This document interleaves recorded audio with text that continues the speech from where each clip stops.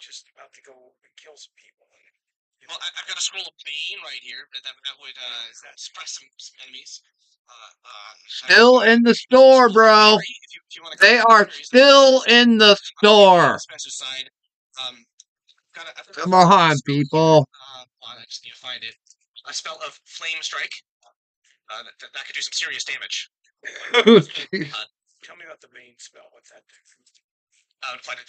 3 people. Players are retarded. Players are retarded. Fine, really. That's the moral of the story. It spells successful. The audience is retarded. That's your first assumption. And how much is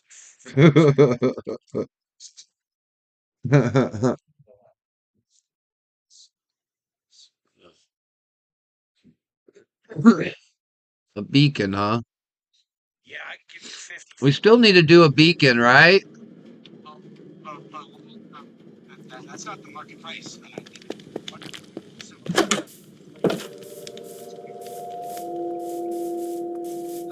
Come here, Whitey. He's a jumper, I think. Boom, boom. You're killing me, Jappy. No. Still in the store. If you're. No, I want to make two or two. Oh my God. I get it. You're in business. I'll see you later. Oh my God. Come on. It's not like I'm not going out trying to stop the Crimson Star. Can we not get to combat, please? Crimson Star? Thank you so much. Carrots. Nice. We're here gearing up. Nice. 25 gold. Nice. Yeah, sure. 25 gold. All right, we'll take it. 25 gold. Selena will step in at this point and Thrain, just give her the full 50. Stop harassing this woman. Okay? Harassing I anybody. understand. This is 25. No, this is uncouth. Not okay. We are This is uncouth. robbing these people at this point. Hey, guess what? It's fine, really. The prestige is worth it. Where, Stelina, you been here the whole time? Yes, I was here the whole time. How much you see? Listen. I got a carrot farmer. Nice. You know how long it took me to get a carrot farmer out here? That vendor is who checks out artifacts. Oh my gosh, and I don't have enough carrots. Yeah, over there and fuck She said to me, yourself. I'll she was take like, 25. Mom, how could it I was born first. And so I was like, well, it's my mom because I was born before all of you. And she said, but you're the second family. You don't. She really did. You should have told her you're the first family. Yeah, get it straight. Yeah. I need to put my drop button back on here. Selena will ask. All right, got a carrot farmer finally. She'll say, dude. Will he pick those up? He might pick those up. Grease right here and all somewhere. Just give me a moment to look. Yeah, how much would they be? We wouldn't have to be Oathsworn as well. How much would they be? And then she looks kind of. I think he picked them up. Boom, boom, boom. Trying to get an impression from your Wall. eyes. Let's go do this wall over here. Oh, excuse me. 50 gold. 50 gold. That's the final offer. Okay. These guys are horrible, dude. The 2 greens, and if you have the feather fall. Yeah, I found it. It's right here. Okay. I'll take the 2 greens now. Let me come back once I do some things. I'll come back to the feather. Okay. Sounds good. You have the spell of Scroll of Darkness? I do. That would be 200 gold market price. Me super famous. Are you? Dax. Just shrug your shoulders, walk away. Okay. Show me your Instagram, Dax.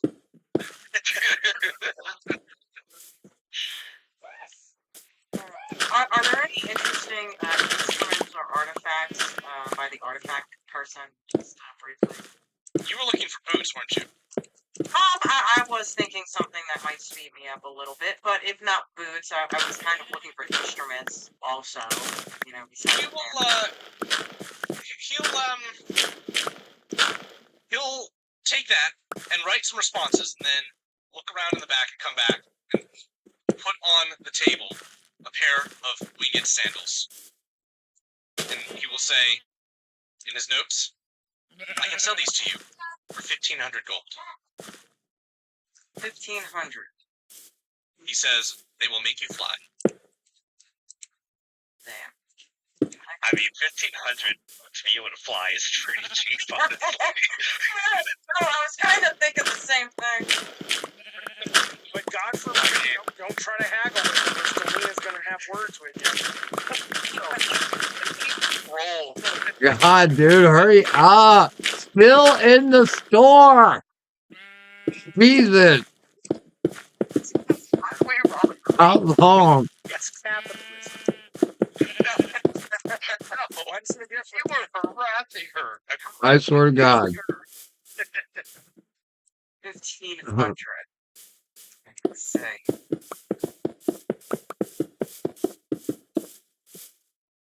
All right.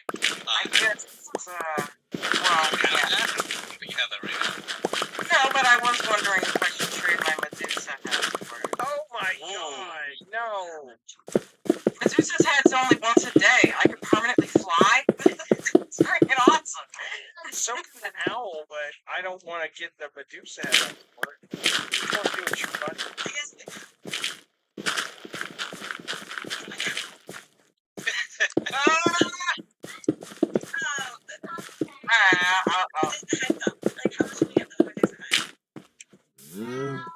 I don't even know if I could show him without turning him into stone, and I'm just feeling damn close.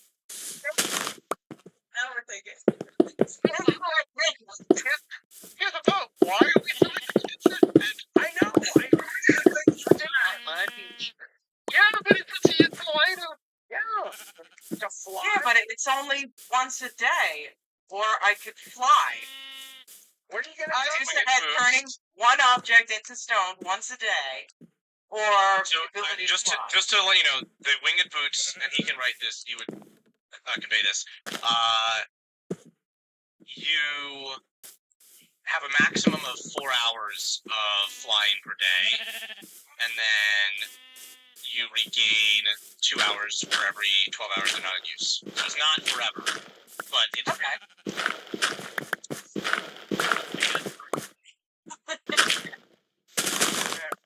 I wouldn't be on the ground if I could fly more than 4 hours. Do you want to try and get an evaluation on the head of Medusa? Yeah, I want to try on the boots. He'll let you. And Fit like a charm. they fit perfect. Beautiful sandals. My small size 5 feet. They seem to shift in their size to fit your feet. Oh. And he writes in his notepad, one size fits all. And I can float on them.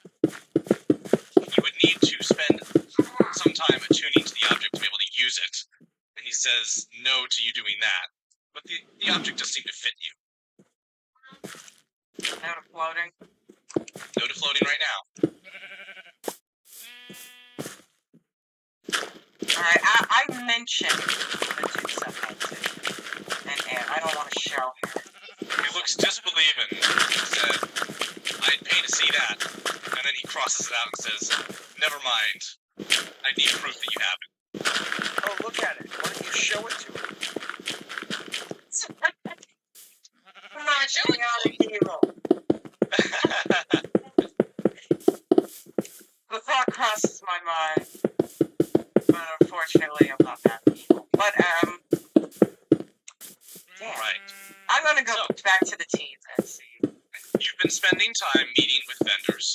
There is, I believe, only one stall which none of you have visited, and that is the food area down here. It was too crowded. I was wondering the same thing. It looked really crowded. is. Plus, I got food in my backpack now, so I'm not hungry. And so, I also have the magic wand of Ozempic, so. do you then want to just go to Amendes and move on?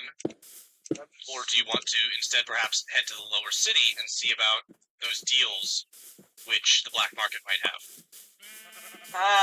Black market deals sounds good. Some of us still have money. So I'll go there. I know. I want to. I'm going to. Yeah, alright. Real quick before we all leave, could I be able to just sell my dagger, extra trident and shield in order to get some? Yes. Would that be able to get me Excuse me. to Man, buy shop it. the last scroll that I wanted? Okay. That's Dagger, trident, shield. I don't know how much longer I can listen to this, dude. You want to use that you're an oath sworn. 50. You've got All right, did I 125 just gold jump from all- off from my selling those horse? Is he things. out here somewhere? And then you wanted a couple nets. Nets, I'll say, are. Wow, they're going to be cheap. They're going to be. Where'd you go, horsey? So you have 125, and you wanted to pay off whatever, and then 10 gold for the nets. okay. 10 gold for the nets per. So Did the I? scroll she said was 50. Yes. I think I lost my horse. I'll get.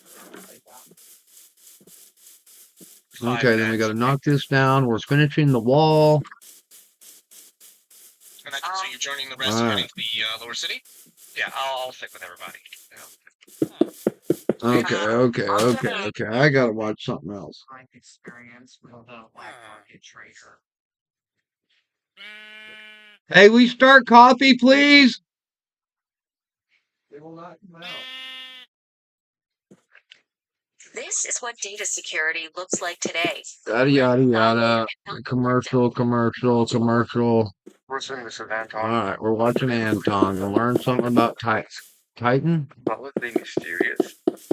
The largest Why is Titan mysterious? place except for planet Earth that has an established liquid cycle, relatively thick atmosphere, and even Come on, get out of here, bro. and Come on, tiny seeds. Out. I don't want you stuck in here. Out. Because it's Out. also Come on. here. Come on. This Out. Out.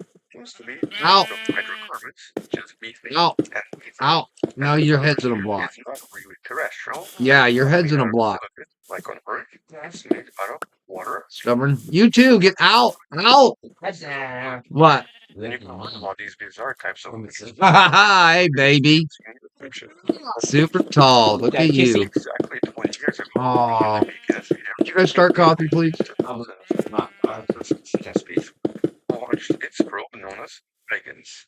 And this was the first ever probe to land in the outer solar system on any object. And it didn't just land there. It observed everything as it was descending for 2.5 hours, and it even took certain images as soon as it landed on Titan, making this a historical mission and making January of 2025 a somewhat important anniversary. But the thing is, the way this probe operated, by using different types of radars to observe the surface and to calculate the descent, there's Keep just filling. so much data that even today not all of it has been analyzed yet. And so in one of the recent studies, researchers actually used some of the data to discover something else incredible about Titan, and something that even we kind of suspected was now officially confirmed. And so let's actually discuss some of these new discoveries and some of these new announcements. But I guess first, well, let's start with these images from Titan that back in 2005, I guess kind of blew everyone's minds. So right here, we see the landing, an actual physical object. But these rocks, as mentioned, are not really rocks. These are chunks of ice. And intriguingly, as soon as the probe landed, it used its gas chromatographer and mass spectrometer, part of its surface science package, to provide direct evidence for the presence of methane and ethane on the surface of Ethane. What is ethane? More intriguingly, methane rain and lakes of what seem to be ethane. Now on Earth, What is ethane, bro? mostly exist as gases. But for decades, scientists speculated that objects like Titan potentially contain methane as liquids as well, because of really cold conditions and because of potentially high pressure. And so the Huygens probe was the first to provide physical evidence, with the additional observations and images, revealing various Earth-like features, including various canals, what seem to be lakes, islands inside those lakes, and even rivers. But surprisingly enough, when Huygens landed, and it seems to have landed very close to some kind of a river, for some reason here, the rivers and lakes appeared dry, yet the evidence for the flow was still there. And so this obviously suggested a cycle, but a cycle that we didn't really understand. But all of these radar observations and radar experiments, turns out, were actually hiding quite a lot of intriguing data that was just recently analyzed and described in this paper by Valerio Poggiali and his team, focusing on Good. You're okay? radar experiments. And here, these bistatic So experiments that's the outside. provide on a very Oh, intriguing and then that picture. whole thing right there has to go. It was basically a All right. radar Yeah. toward the surface in order to scan the Boom. pictures And there's a underneath. horse. But some of Hey, these reflections there's a then village. You want to go see it? providing Been a while since we've been out. Oh, radiation. oh, I see you, Skelly. Reflect from the surface. Ow. Ow. Ah, you got me. Depending on the There's a bat. utility strike. So basically here, this provided information on Oh, what sort of whoa, features were seen whoa, on the up. surface and with their extent. All this data was super complex, so it did require Hey, did they replace the nether with something? specific sensor. What? And so this technique is Whoa. to both the surface composition. Did they and to replace the also nether with surface something? rock. Or what was that, bedrock? Did they replace bedrock? Yeah, they dropped the Fucker, so my mind is totally, Yeah, it's not Like, bedrock yeah, anymore. Mare it's and deep Mare. slate. Yeah. Scientists mean it's so How They far made does that go down? 120 blocks. in regards to And it- Jesus Christ, dude. It's like tougher than stone. liquid bodies. So first, So now I've got to mine that all back out. but turns out that they actually have different compositions. It's not that deep down there. It's not that big an area. But shit, dude. So there's another 130 blocks below this. Because this was all bedrock. Regions as opposed to Or like this was. This was close. But down in the mine, that was all bedrock, dude. and Mare. The largest known. No, I looked down there and I thought it looked like a different color. And I was like, It is. 130 blocks. Is there more stuff in there? Diamonds and all that? There should be, yeah. I think as you go deeper, It's populated with stuff. Yeah. Dude, I love the bats. No, it's not Yes, just it is. No, they are cool. And you can't Oh, keep, but, they're random, dude. Yeah, you can't. You can't control them. I've tried to. Yep. But They don't have bat houses.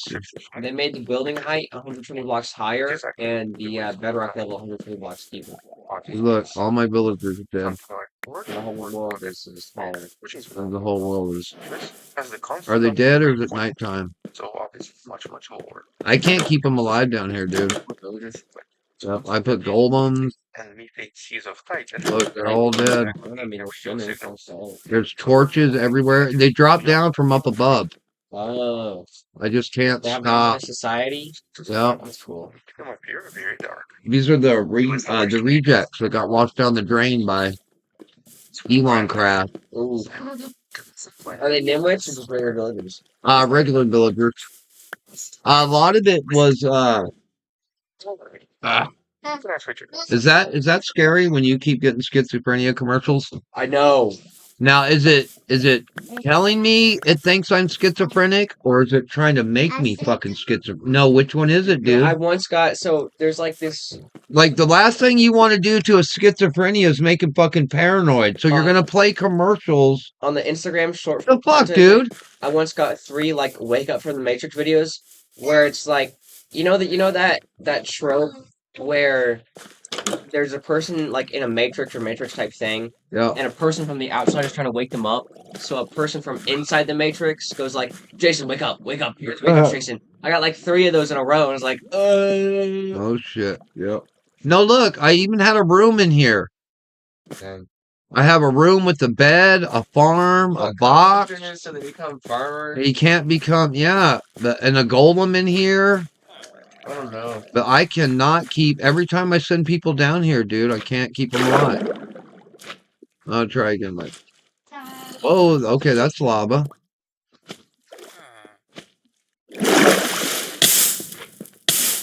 Where did that come from? All right. Where's that going? Oh, okay.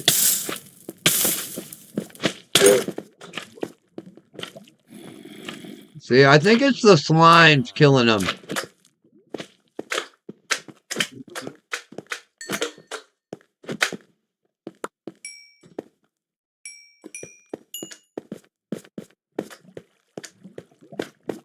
Yeah, I think it's the slimes killing them.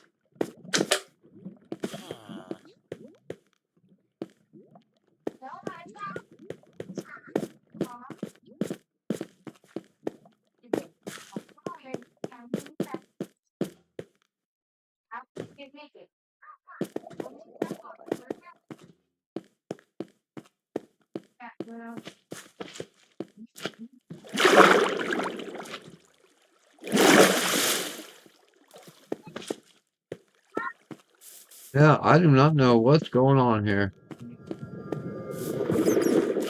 Right there. I don't know where these are coming. They're dropping down from up above, dude. We have to put rails on everything.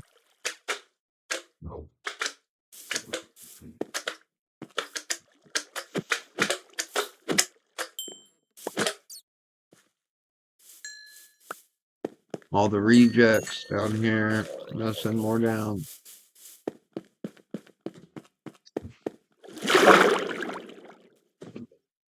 Some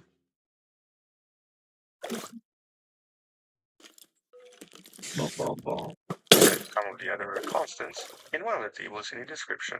But the much more important discovery was that the dielectric constant was actually different depending on the lake and depending on the sea, which implied different liquid compositions that seemed to be directly affected by various nearby objects, specifically rivers.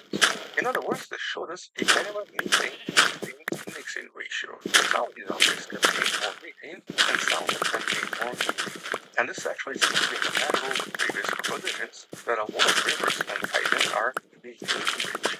And so if some kind of a lake was also connected to rivers, it was more likely to contain more methane in comparison to something else that was more or less landlocked. But here, even stranger, was the analysis of the surface texture, or basically the surface roughness. Unlike planet Earth, where any lake and any river is going to have a little bit of turbulence on the surface, and obviously a little bit of texture, which we usually call waves. Bizarrely enough, all of the lakes and all of the rivers here were basically almost entirely smooth. For example, all three major seas were so calm that their surface waves here were no larger than 3.3 millimeters. For my American friends, basically this small.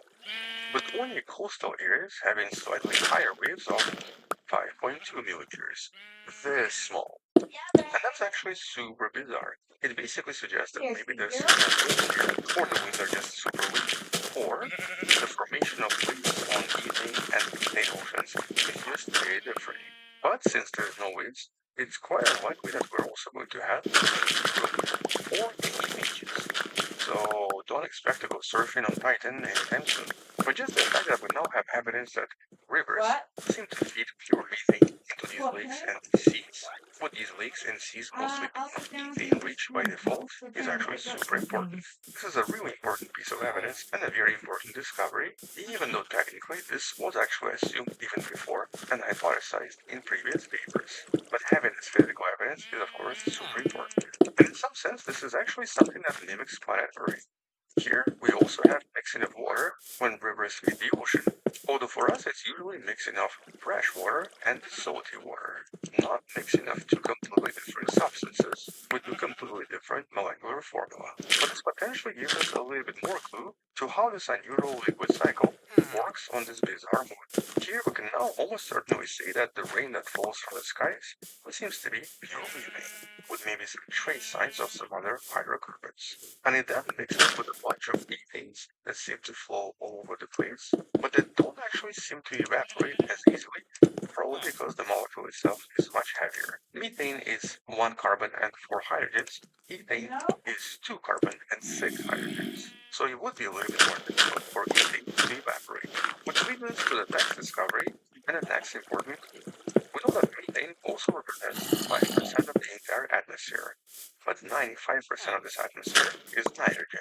Now, the origin of nitrogen is still not entirely clear. As a matter of fact, it's the same for planet Earth, where we do have a nitrogen-rich atmosphere whose origin is still unknown. But here we can now explain the origin of methane and even make very important. How do you not know the origin of nitrogen? Wow. Atmosphere. And that's because normally we know that methane doesn't really survive in the atmosphere for too long. The sun usually breaks it apart really quickly, and it also tends to freeze on the surface, very often forming all sorts of organic compounds in the process. And so technically, after just 30 million years, there really should be no methane anywhere on Titan. Yet because there is so much methane in the atmosphere, something must be replenishing it. And specifically, large amounts of methane very likely come from within Titan, seeping out at the surface, where it eventually forms the thick atmosphere around the moon. And it's actually quite likely that this is where nitrogen comes from as well.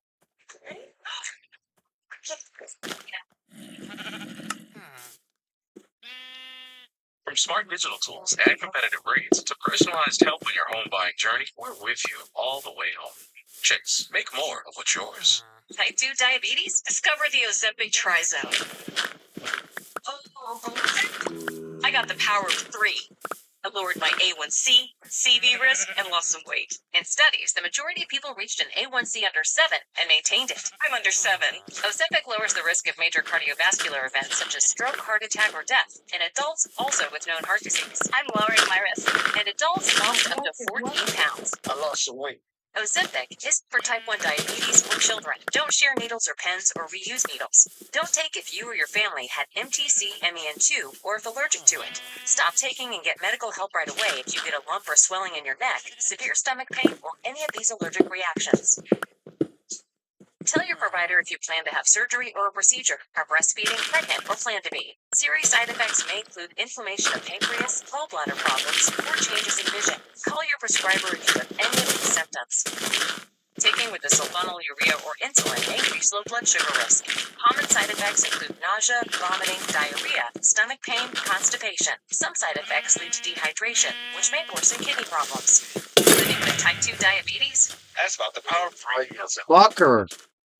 So, in a separate study, Miller and his team conducted a very intriguing experiment. They essentially recreated the internal structure of Titan. And so by mimicking what's inside this unusual moon, they realized that under certain pressures and under certain temperatures, nitrogen and methane start to bubble out and quite likely then end up on the surface as the atmosphere, which to the scientists behind the study implied that everything on Titan and on its surface, just like on planet Earth, very likely came from within. But instead of volcanism, it was potentially formed in some other bizarre way. But, intriguingly, this connects to another study, this time by Lauren Schurmeyer and her team, that made another important discovery in regards to what's probably hiding inside Titan as well. And this was actually based on observations from Titan, both from the Cassini mission and even by the Voyager probe before that. Here it was the discovery of something that was missing. Impact craters. All the craters on Titan seem to be hundreds of meters shallower than what we see on similar moons or what's expected from any object. And only 90 craters have been discovered so far. In contrast, objects like, for example, Ganymede contain thousands, if not millions. And to the scientists behind this paper, this actually implied that the surface of Titan must have an ability to relax and rebound after every impact because it seems to be made out of something very special. There seems to be a methane clatrate ice surface right underneath the atmosphere and the initial surface deposits. And this methane clatrate ice is basically a mixture of water ice with methane gas that form a bizarre structure that contain water crystals and methane molecules inside of them. And this ice is usually stronger and a lot more insulating than regular water ice, but also seems to be very malleable and basically acts as a kind of almost like a clay-like surface, where anything that hits Titan usually causes the crater to close up pretty quickly, forming these bizarre ice deposits on the surface. But because it's so insulating, it very likely causes the interior of Titan to be much warmer than we actually thought. And so not only does it produce shallow craters or even no craters, it also makes everything inside much warmer. In some sense, it actually kind of acts like glaciers on Earth, but with even more insulating properties. And that basically implies that the internal structure is very likely warm, also very malleable, and very mobile. Oh, no, and is no, no, not this has cold some and dirt. rigid Fuck! as previously believed. Which also very likely suggests some kind of a convection inside Titan, mostly due to the heat circulation and the differences between the surface and the internal structure, while also explaining where some of this methane potentially comes Thank you, from. sir. It does seem to come from these ices as they break, which then replenishes the atmosphere even more, while also contributing to the constant carbon cycle Nice. changing climate on the surface. So in other words, Titan Thank you for the coffee, Joseph Michael. much stranger than we thought. about. Oh, boom. Alright, this has got to be dirt. Sorry, totally spaced out. Basically going to find out what's on the surface. Now, Dirt. luckily for us, we have at least one mission that's going to be happening really soon. The Dragonfly mission that you can learn about in one of the videos in the description. Well, apart from this unusual helicopter, researchers have already started planning additional missions. And here's one of the most stranger ones, the walking balloon. Intriguingly, this would work super well, assuming it's actually made. This would be literally a floating balloon with tiny suspended legs, with each of them containing various sensors, where this balloon would provide buoyancy, the legs would provide all the scientific data, and this whole mission would be able to actually sustain itself for a very long time. If completed, this would be known as ballet, balloon locomotion for extreme terrain. But because this is just a concept now, it's unlikely to become a reality for at least another 10 years. But since this mission happened exactly 20 years ago, and allowed us to discover so much about Titan, waiting 10 more years is maybe not such a big deal. Anyway, on that note, once we find out something else about Titan, or once there are more updates about the mission, we'll come back and talk more about this in some future videos. Until then, check out previous discoveries in the description below. Thank you for watching, subscribe, share this with someone who loves remote space and science. Come back tomorrow to learn something else. Support the show on Patreon by joining channel membership or by buying the wonderful present shirt you can find in the description. Stay wonderful, I'll see you tomorrow, and as always, bye bye.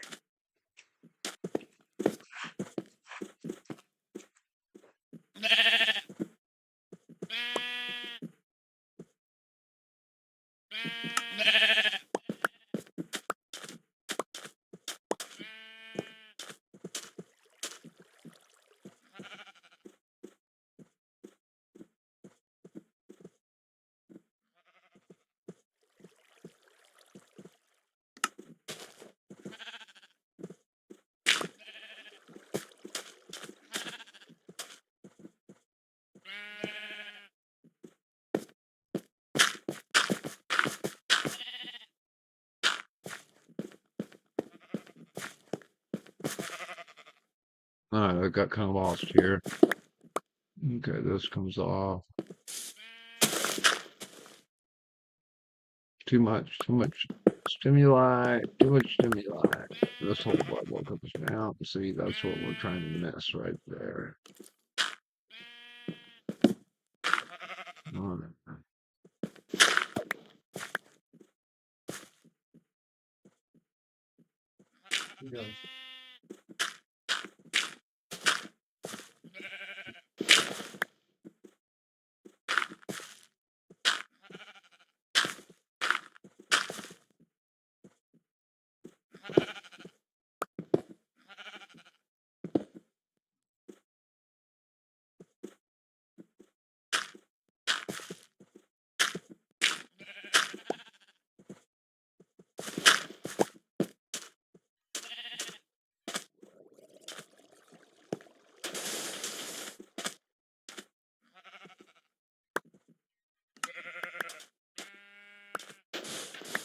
Something you might want to see. It's my favorite part. We're gonna have to get back to the beginning. Nobody knows what the hell we're doing anymore. It's time to remind us.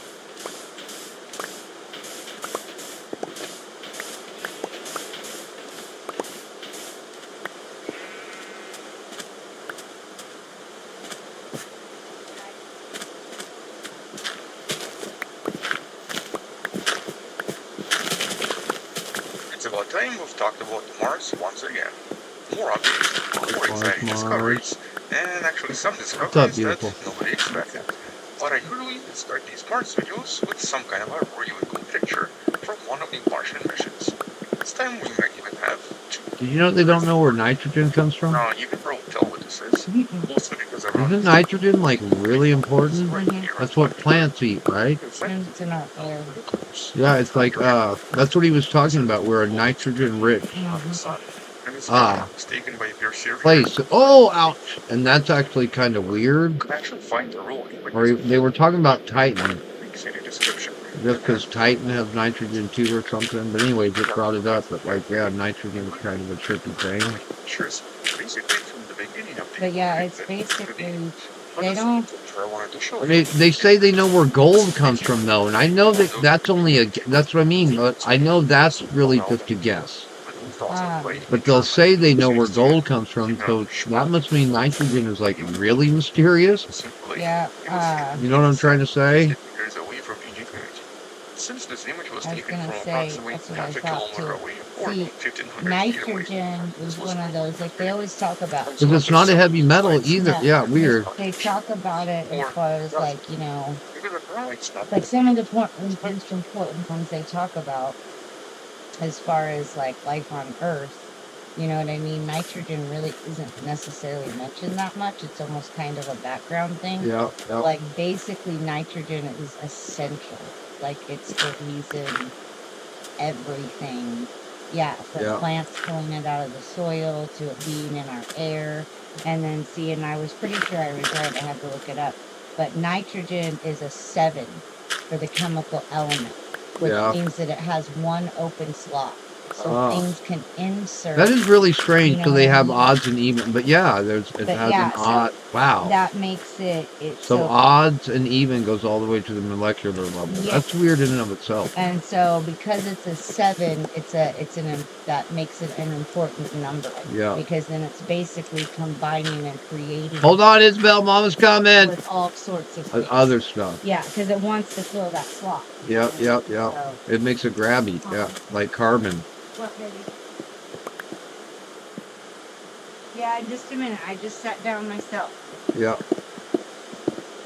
So, but yeah, it is. Like, I mean, I think they talk about, like, we talked a lot about it in the atmospheric science class I took. You know what I mean? Mm-hmm. In the upper level science, they talk a lot about nitrogen, but, you know, a lot of people don't realize how really, really important it is and how it's a really big deal how much of it we have. Yeah.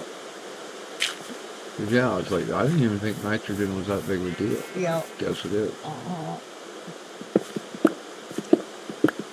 That's Ah. why you see most people don't know that because Yeah. it's mentioned. It's like, oh, Well, you know, like our gold air- and shit. yeah. But when they tell you they know where gold or the heavy metals come from, and you know, like they don't really know. So, anyways, it was just kind of like you assume they would say they knew where it came from. You know what I'm trying to say? Like, huh? No, yeah, not knowing where it comes from is a big deal. But no, like even in my kids' science, like, you know, our air is comprised of, you know, oxygen and this and, you know, nitrogen and other elements. Like that's what they mention it. It's like, Yeah,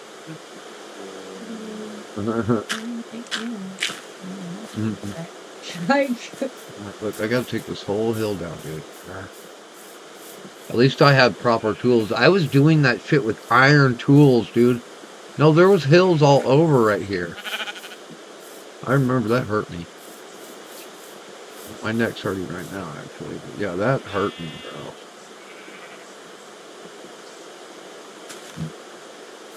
That hurt me, this game.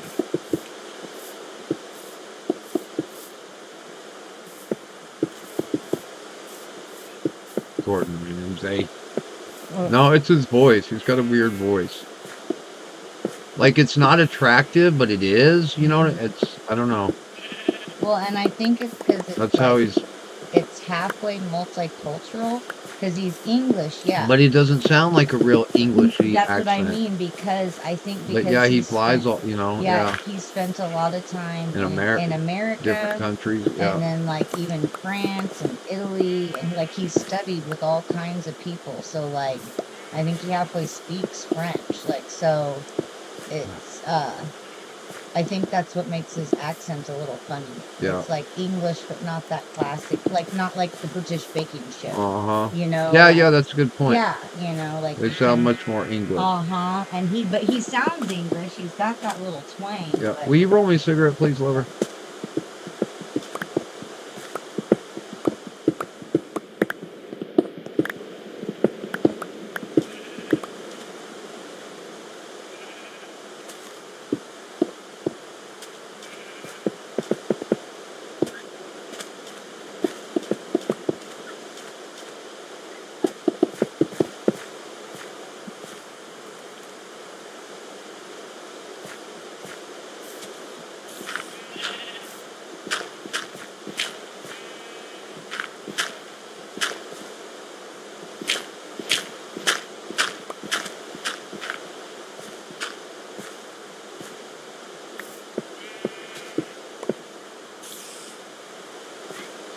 it. I'm out. I'm out, bros. I'm out. I'm out. That's it. I'm out.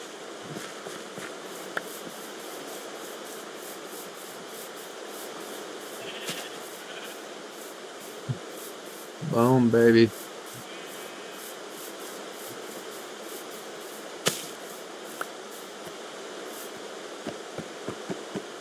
Oh my god, this horse needs to die. Sorry, bro. That is too much.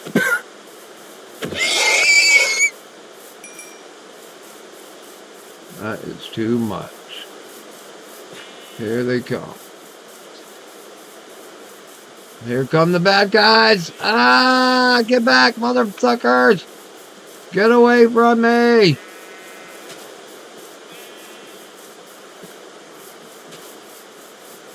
Get away from me. Oh, I'm spawning out here by my farmers. I didn't want to spawn by my farmers. Oh, I see. There's a little kid out here. He's running for his life. I'm sorry, dude. Ah. This is what messes everything up right here. I'm coming right now. Not sleeping at night. They use that as an excuse. Ah, I see you, little bastard. Come here. Come here. Ah! Ah! Ah! Fucker. Come on, let's get home. Let's sleep. Boom, boom, boom, boom. What's up, Goldie Jr.? Goldie too, bro. Oh. Oh, and I'm out of food? I didn't know that. Oh, I got all this crap. Inventory full of crap. I should just thrown that dirt down. What I'm doing.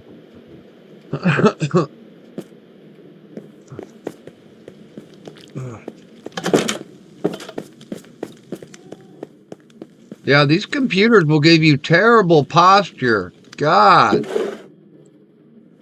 Killing me here.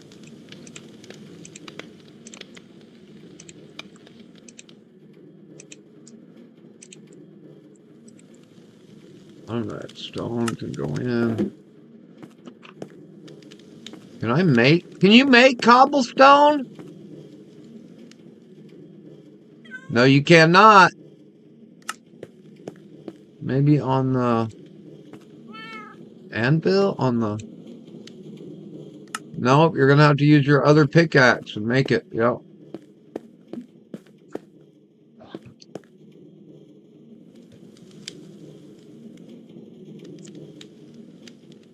Oh, that's why. My bad.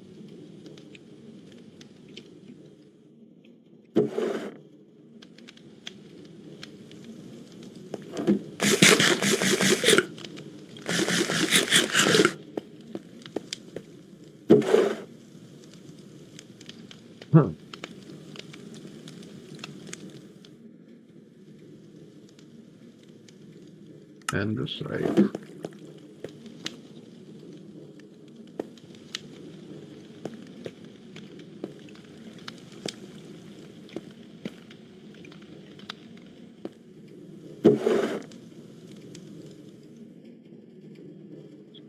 Stone, good stone.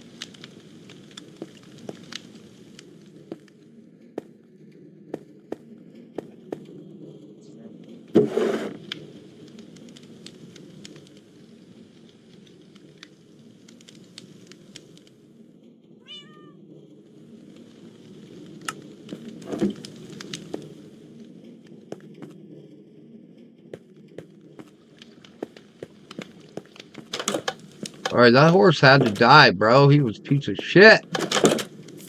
No, he was bad. Yeah, where'd Whitey go, man? We lost Whitey. This one's pretty horse. He's full alive. Not a very good jumper. Got decent speed, and he's pretty. He's got full life. Where's Whitey at? I think I jumped off of him. to mess with that farmer, my carrot farmer. See if my carrot farmers are still alive.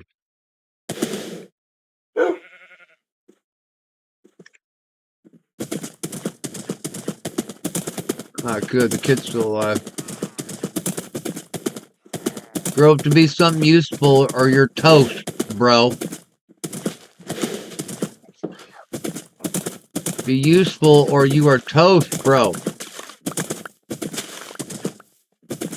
Where's Whitey at? See my horse? No, don't see him anywhere.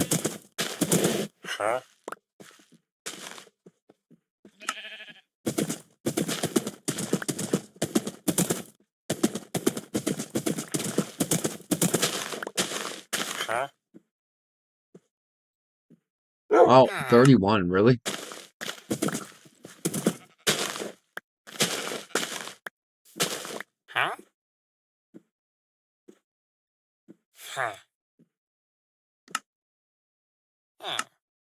Oh, do you need a...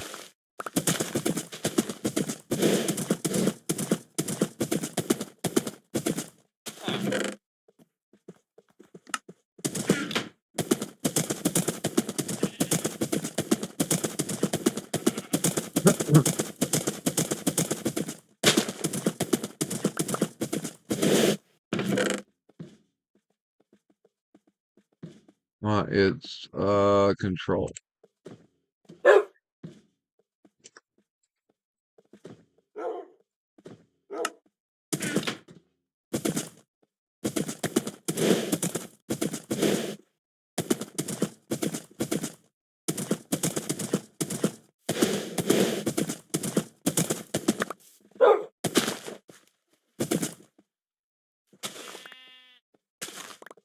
I don't know if this will do what I need.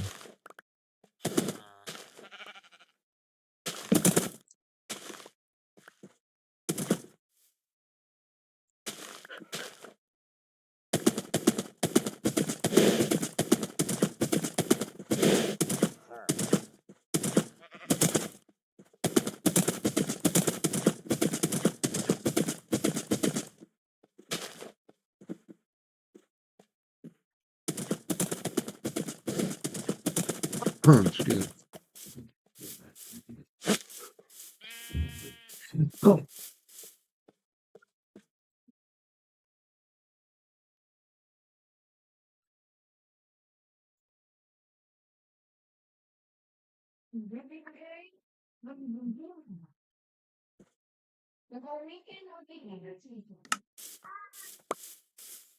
Oh.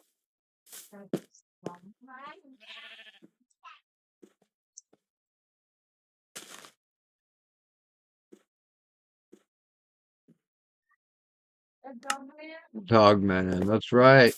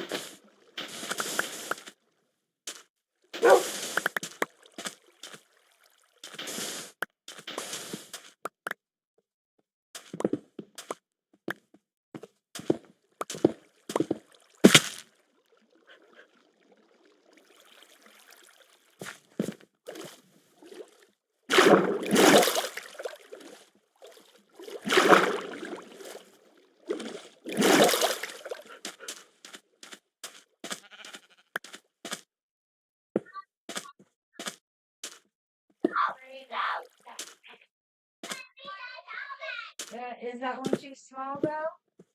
Yeah.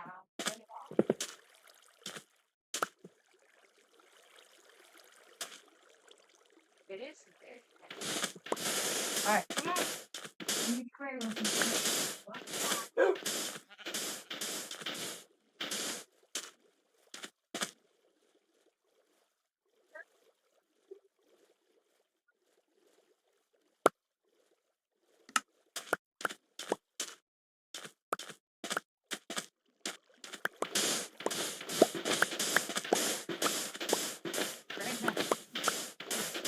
Oh, okay, spraying it all out. Looking good, looking good.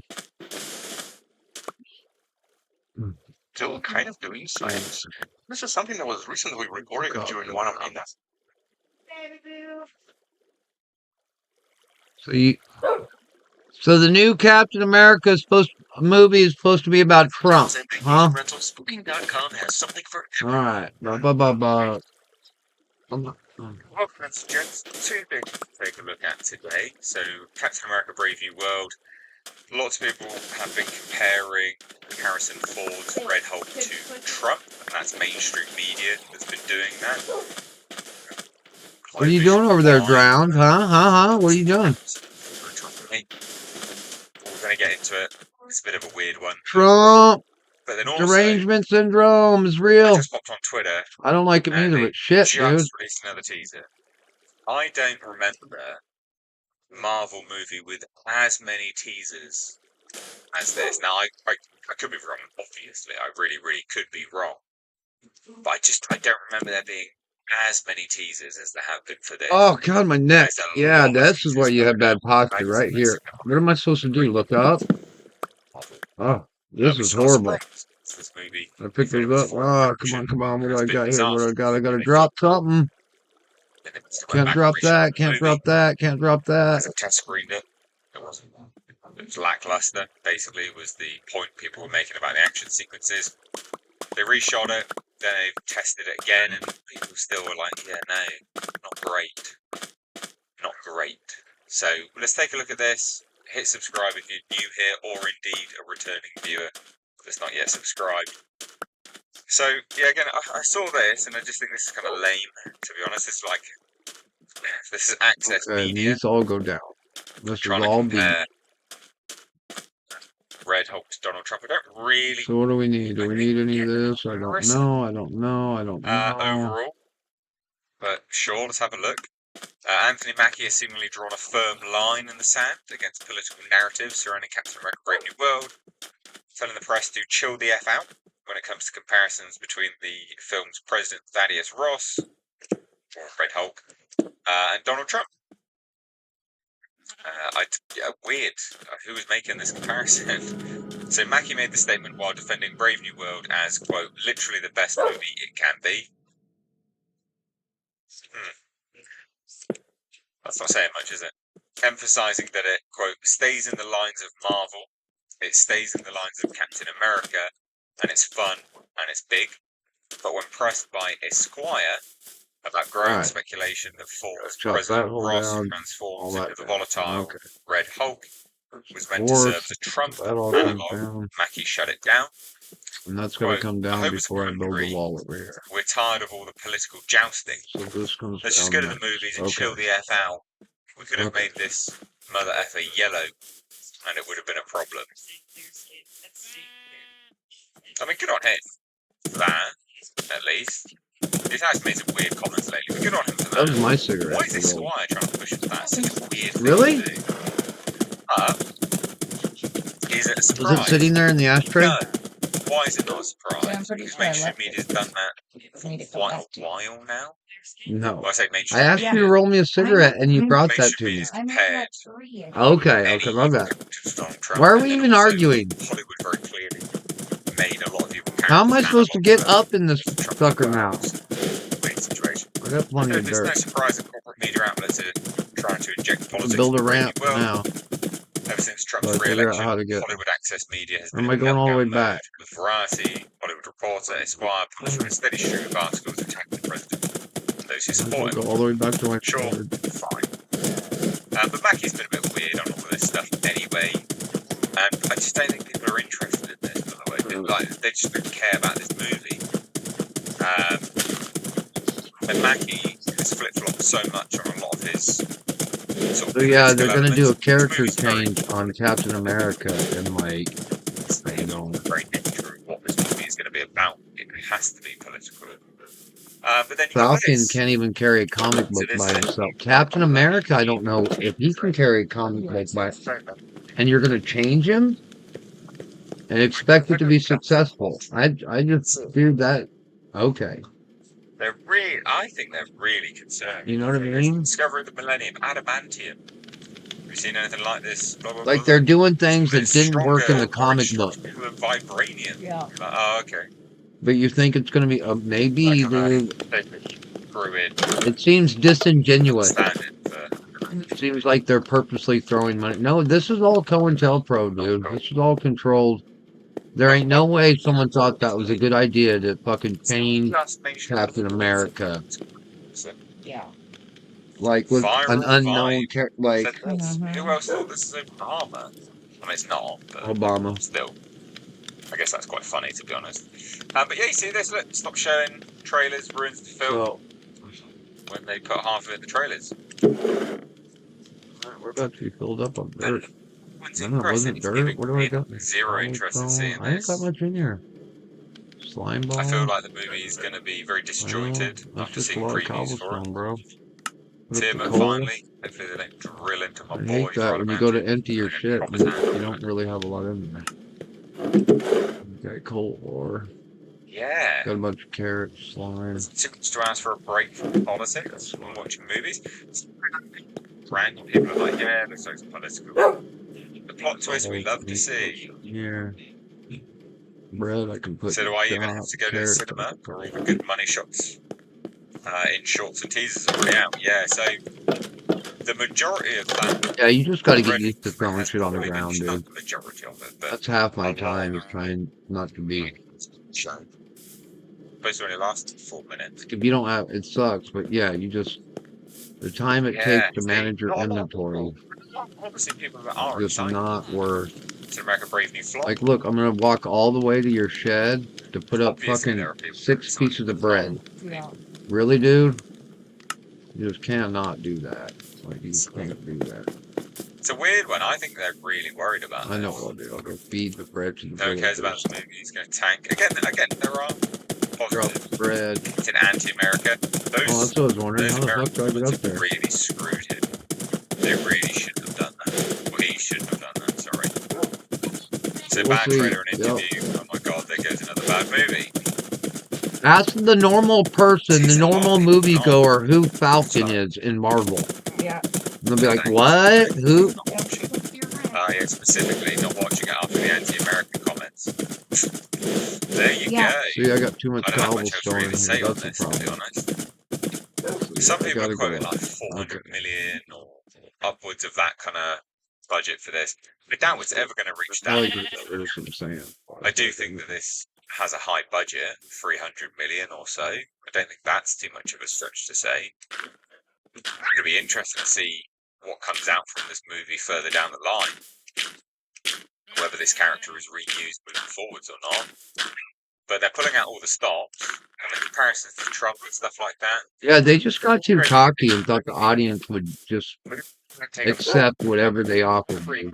That is sincerely what happened. I'm telling you.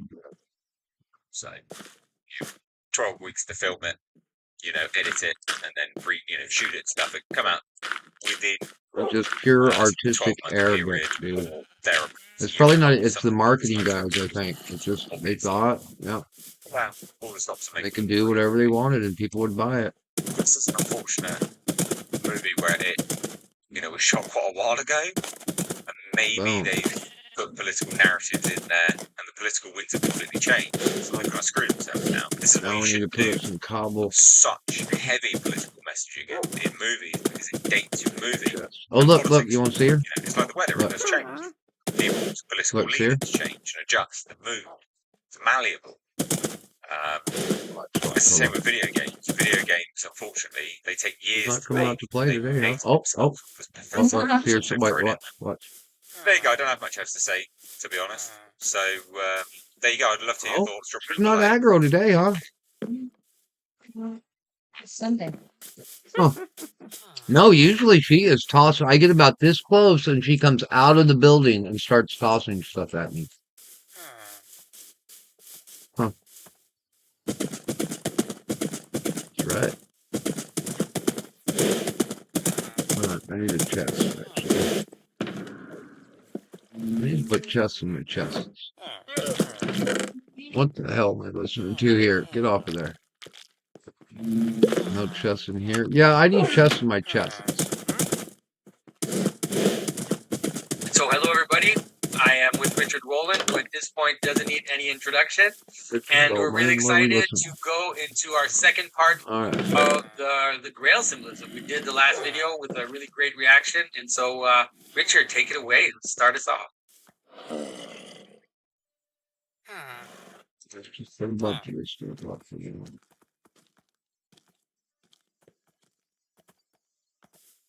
This is Jonathan Pedro. Welcome to the Symbolic World.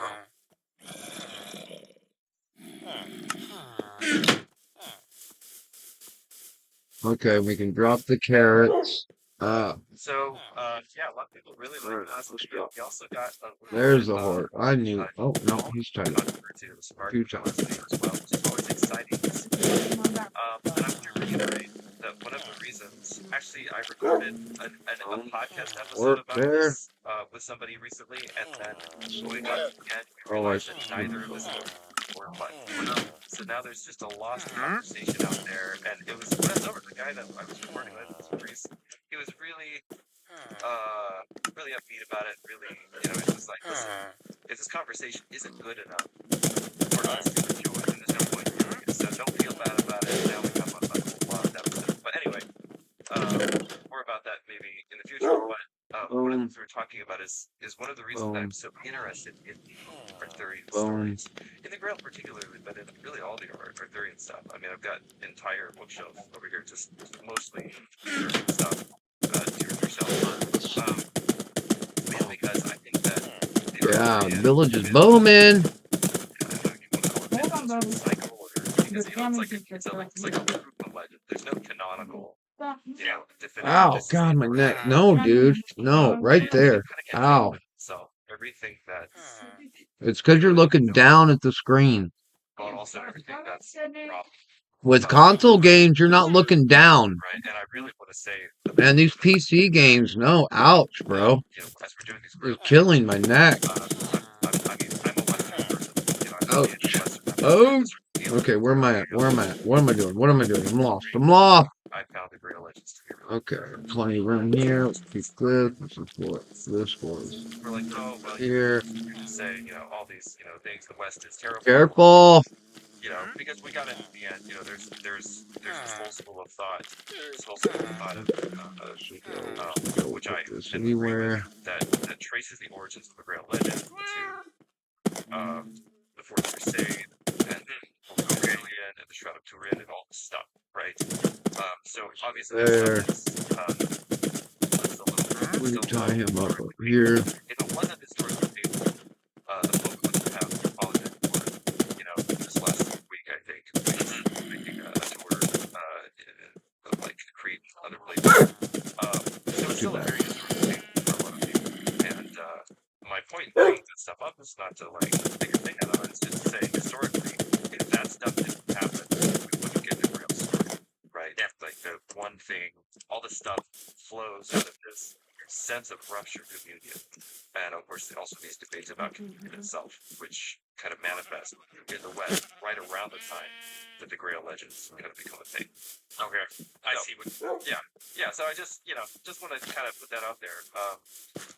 When I'm talking about this stuff, it's because I really do deeply love it, especially the story we're going to talk about today, which is Chrétien's story of the Grail. And there's got a French title, which I'm not going to try to embarrass myself to a native French speaker by saying. But anyway, so it's the story of the Grail, and it is the first Grail romance. So before this, there are no Holy Grail stories as such. And I just want to point out that this Grail story is not exactly the version that people remember, because the version that people remember has like these Indiana Jones and Monty Python layers on it, but ultimately it goes back to, for English-speaking people, usually it goes back to Mr. Thomas Mallory's Memoir d'Arthur, which has basically the final form of the French version of the story, which is like the French, the Lancelot Grail Holgate cycle. That's what Mallory is working from. So that's what most of us actually know. This comes a long time before that. It's the first ever Grail romance, and I think it's also in many ways the most symbolically insightful. But I just want to point out that this story is a really beautiful story. It's weird, it's rich, it's wonderful. So don't just like sit down and read this to like strip mine it for symbolic content or something like that. Because there's always a danger for people like us to do that. But this is, I mean, the story, just the beginning of the story, just the first 3 or 4 pages. I'm going to be reading today out of this edition, by the way. This is the complete Romances of Christian de Troyes. It's translated by David Staines, I think is how you say his name. You can find this on Amazon. No. It's a pretty good translation. One of the things I like about it is the fact that it's prose translation. What?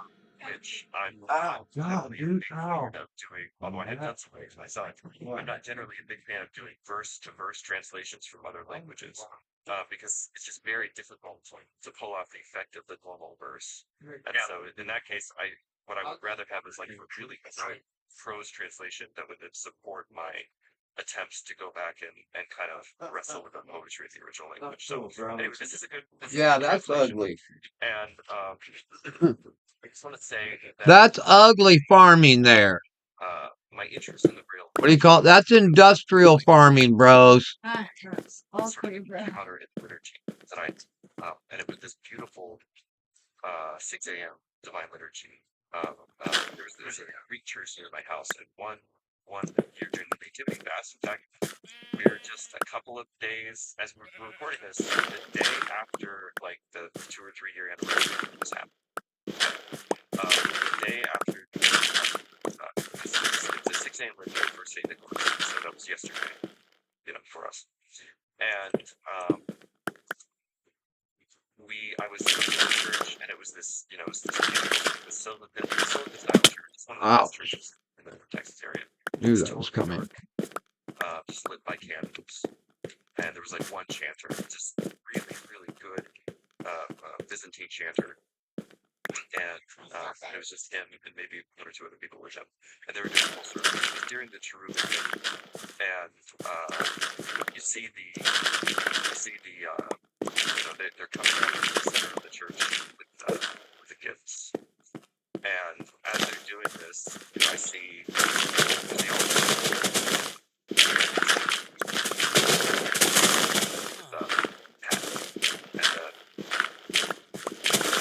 preaching the challenge. Lights and everything. And I just sort of had this flashback to reading this romance. And just this realization, it's like I'm in the real chapter right now. Like what is happening? And some other things happen later in the book. But for me, that was the moment that kind of tied it all together. It was the moment of connection during the liturgy. That's kind of what this came out of. So there was an English occultist named A. Waite who wrote a book called The High History of the Holy Grail, and it's pretty interesting. Actually, I think it's called The Holy Grail: History, Legend, and Symbolism, but maybe he also wrote a book called The High History of the Holy Grail. Anyway,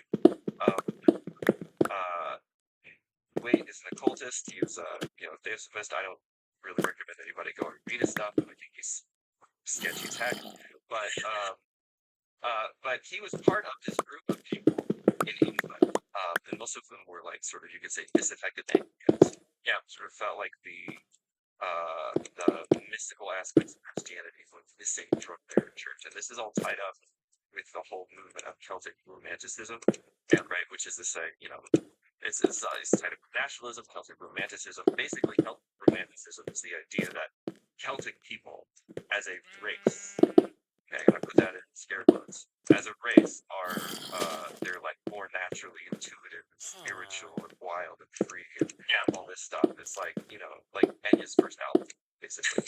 and Oh, it's Uh, hilarious, man. yeah, I But actually it was also like it was a nationalist moment in right. revenge of the whole like of the Anglo-Saxon. Yeah, it was like 1,000 years too late, but it was like this sort of like revenge for the Anglo-Saxon invasion, where you had all of these Anglo-Saxons, suddenly saying, "Well, we got to get back to our Celtic roots," right? Yeah.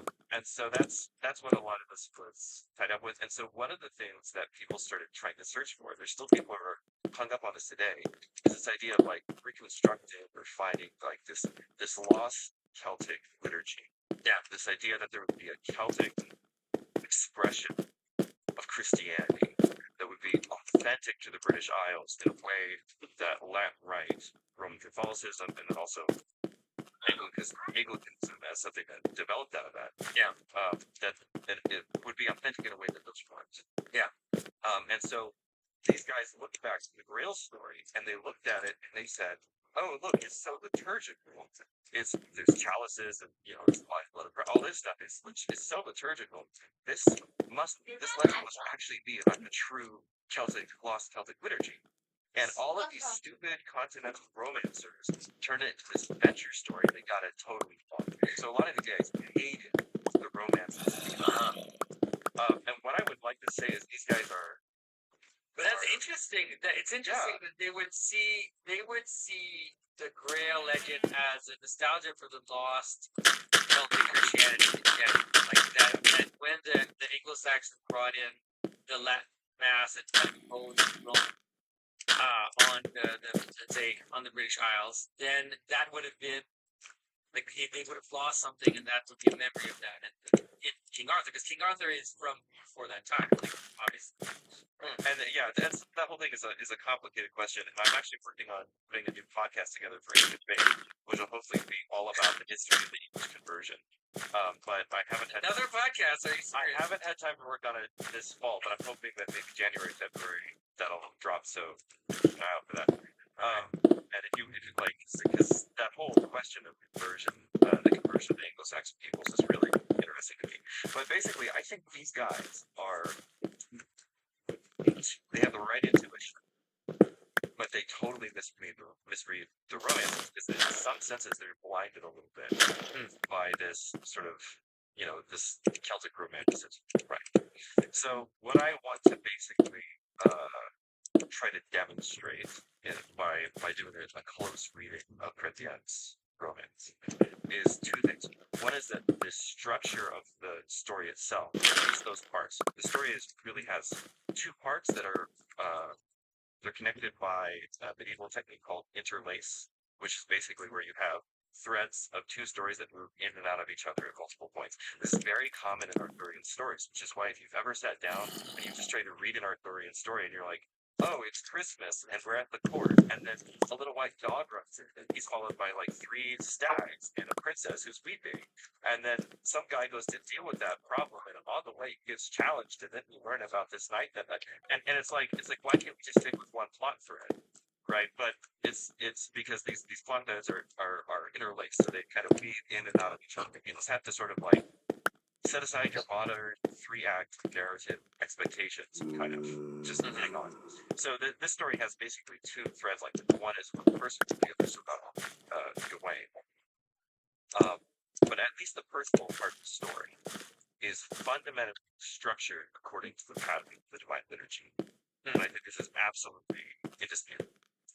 The second thing that I want to try to prove is that everyone has been reading this story completely the wrong way, or at least Everyone. I'm the first one to get it right, Jonathan. You guys heard it here. Now let me. I'll nuance that a little bit. I like to say that provocatively because it gets people's attention, but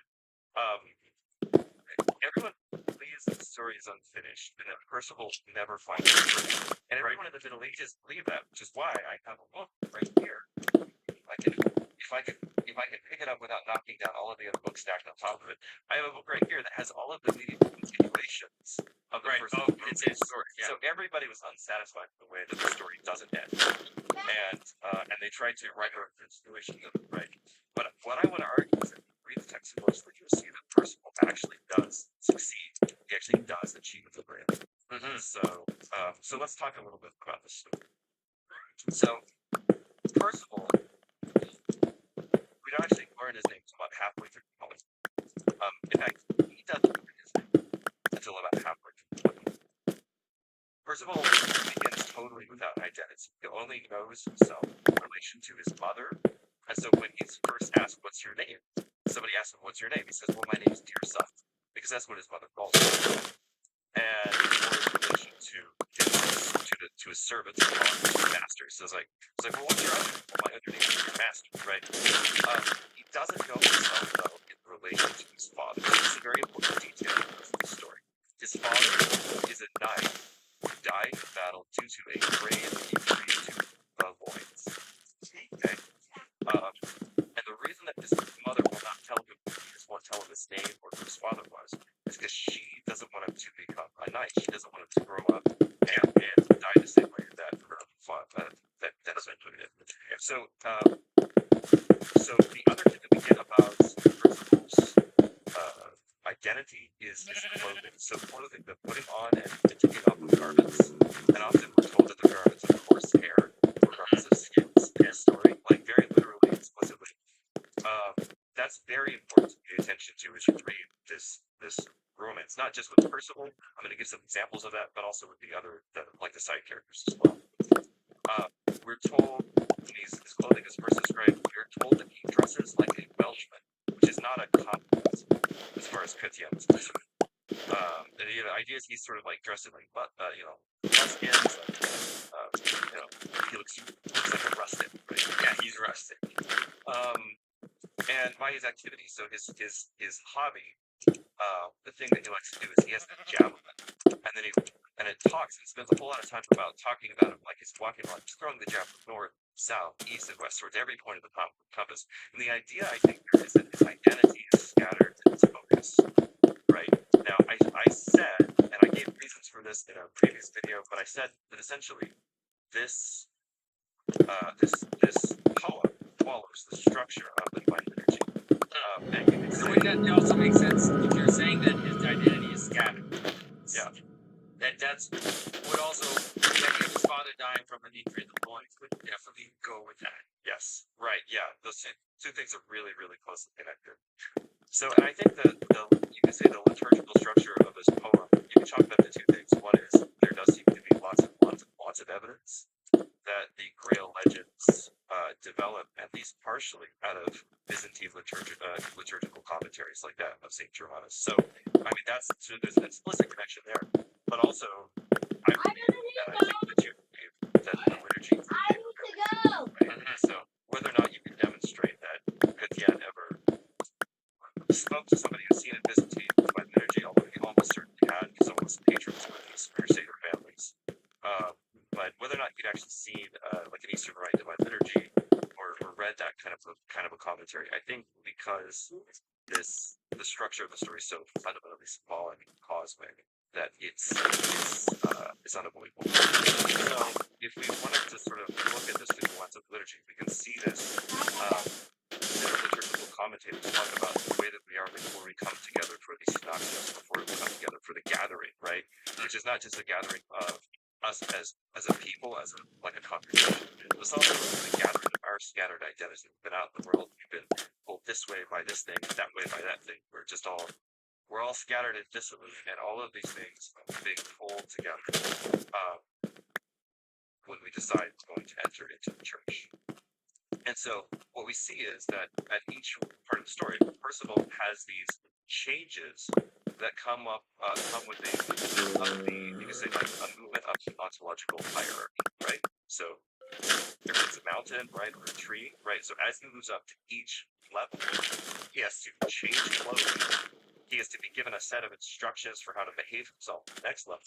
And then what we see happening in the story is him doing or not doing that well, depending on the case. So in this case, he begins with a totally scattered, and then he's off in the forest, he's playing with the javelin, he's doing all this stuff, and suddenly he hears some right in the bushes, like in the forest, right? And he's in the forest sauvage, so the savage forest, the wasteland, the wild forest. And as he hears the knights coming, he actually thinks that they're demons because of the sound they're making. It's a big, scary sound. He's never heard anything like this. And this is actually where we find out how much Chrétien, or how much Percival knows about God, which is really important. Because he doesn't know much. He's been taught the creed. He's been taught the Our Father. He's been taught that he's supposed to make the sign of the cross when he hears something coming, or when something scares him to frighten the demons away. But he says, I'm not going to make the sign of the cross. Instead, I'm going to wait here, and when the demons appear, I'm going to strike them with my javelin and kill them. So that's his attitude. And when he sees the knights come through, he sees them. And he immediately changes his mind. He says, I have sinned grievously to call them devils. Because my mother told me no idle tongue. She said to me that angels were the most beautiful creatures there are except God, who is the most beautiful of all. Here, I behold the Lord God, I believe, for one of them is so beautiful that the others, so help me God, have not attended his beauty. So he thinks he sees the most beautiful knight, and the other knights, he thinks, I must be seeing God and his angels. So he's very confused. He doesn't know what he's dealing with, and basically the knights set him straight, and they explain, well, we're not gods, we're not angels, we're knights. And Percival was like, what is a knight? I've never heard of this before. So they start having this conversation. This is where things get really interesting. Because he walks up to the knight on the horse, and he looks at the knight's lance, and he says, what is that you're holding? And what's it for? Now, it starts with a lance. It's really important because that is the first thing in the Grail procession that we're going to talk about in a minute. Yeah. And so the knight explains to him what the lance is and what it's for.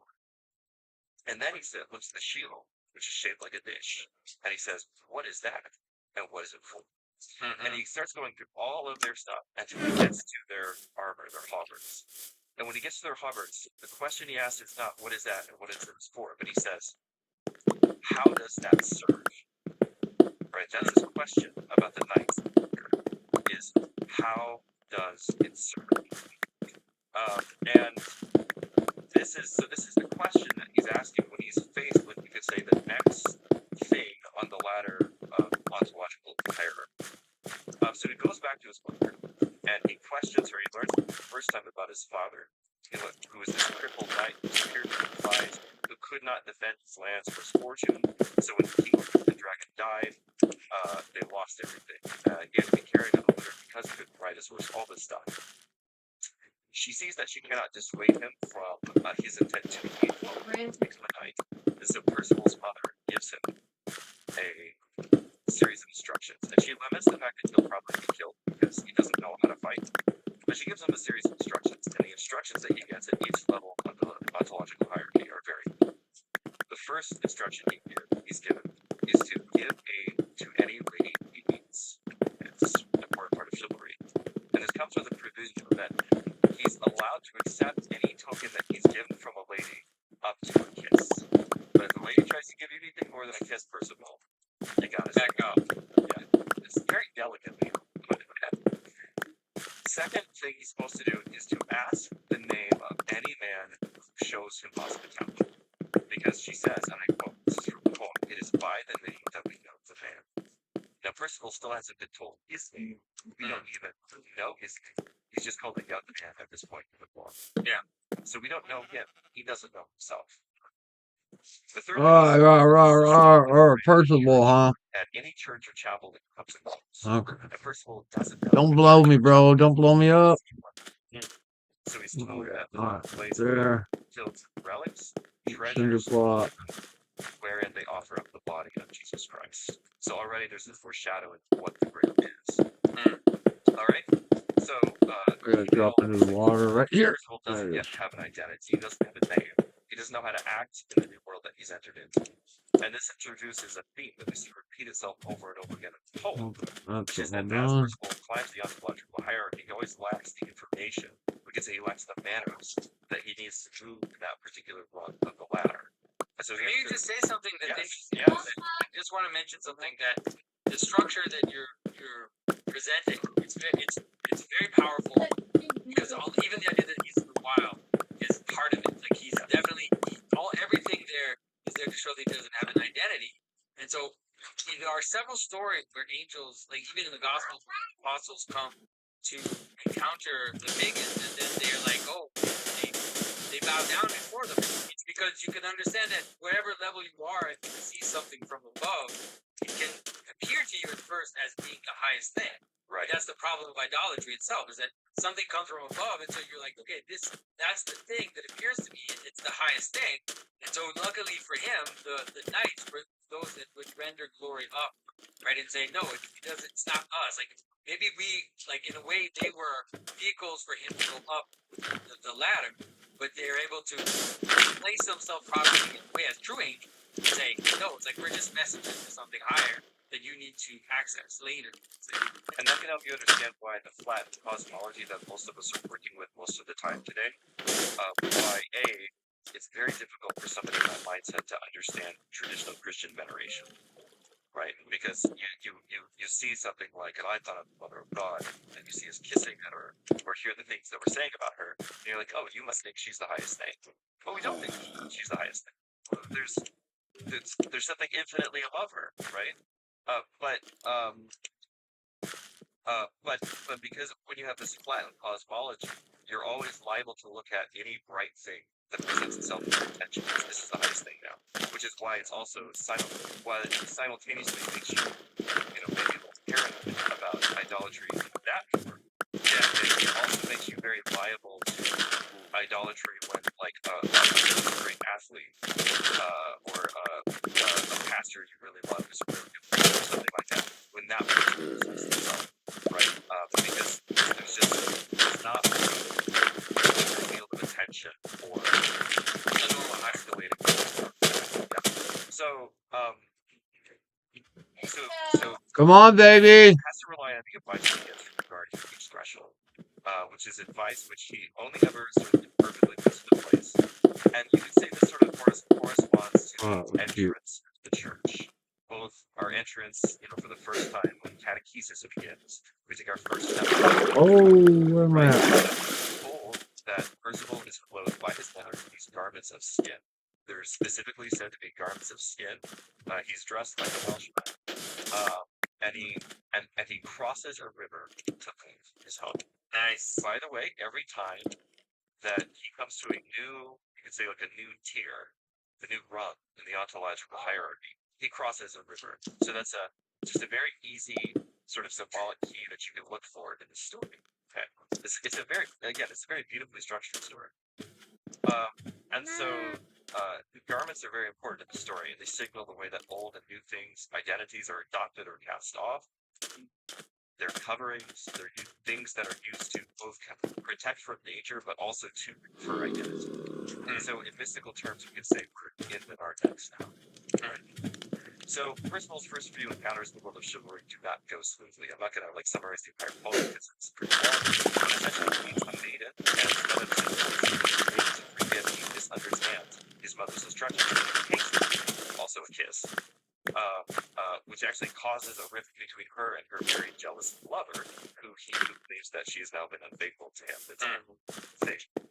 She comes up later. She actually turns out to be Percival's cousin, which is super odd. Percival also meets a particularly troublesome knight known as the Red Knight. The Red Knight has stolen. Guess what he stole? John, I don't remember what he stole. He's stolen a cup Okay. from Arthur's court. Guinevere's favorite cup, and as a result, the court of Arthur has been thrown into silence. Okay. Everyone is sad. There's no laughter, but it's silence. And again, silence and laughter, and speaking too much or being silent too much. Those are like two of the main contrasts in this poem. Okay.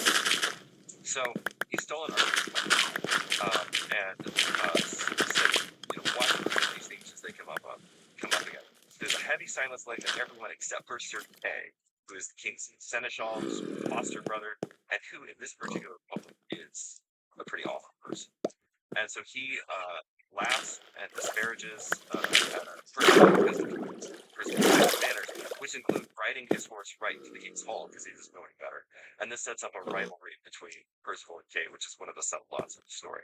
So when the Red Knight stole the king's cup, he actually spilled or splashed the wine all over Queen Guinevere. So her honor has been insulted. None of Arthur's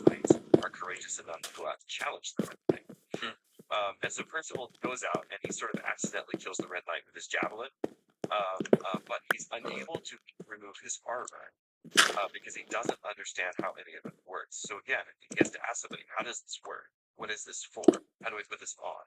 So somebody else comes along and helps him remove the armor and put it on himself. And this is the beginning of his chivalric career. So the beginning of Percival's career as a knight actually begins with a rupture of communion around a stolen cup. And to get the cup back, he has to go out and become a knight. And so all of this is not without some regret. He is actually sad about, doesn't want to get rid of the garments of skin that his mother gave him. He actually puts his armor on over them rather than destroy them. This is another move up the ontological ladder. This is accompanied by, once again, the crossing of a river and the meeting of a new mentor. So you can see at this point, he's gone as far as his mother's knowledge can take him. Right? He's followed her instructions very imperfectly, but he somehow kind of stumbled himself a little higher up the mountain. He crosses this next river, and in this case, it's the new mentor is a guy by the name of Sir Gordon, who is also sometimes in the poem he's just called the Worthy Man. The Worthy Man teaches Percival the ways of chivalry. He teaches him how to ride, how to fight, how to use his weapons. Once again, with every weapon, the question of how does this serve, or who does this serve, comes up for each of them. He also gives him a new set of instructions by which he's to live. And once again, he's given him instructions. He finally gives up the garments of skin that his mother gave him wearing under the armor, and he's clothed in garments. So he's also given a set of instructions. Some of these are overlaps of the instructions his mother gave him before, but there's some new ones. So he's told now he has to always show mercy to ones who surrender. He's told how to behave to maidens. The instructions the mother gave him. He's told to go to church and pray, also a repeat. But the fourth thing that he's told, this is really critical for the story, is that he's supposed to be taciturn.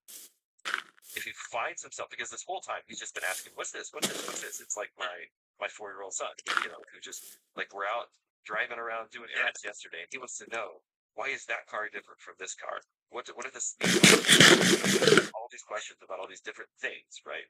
Which is really fun for me, because, I get to be all-knowing for just like a brief moment,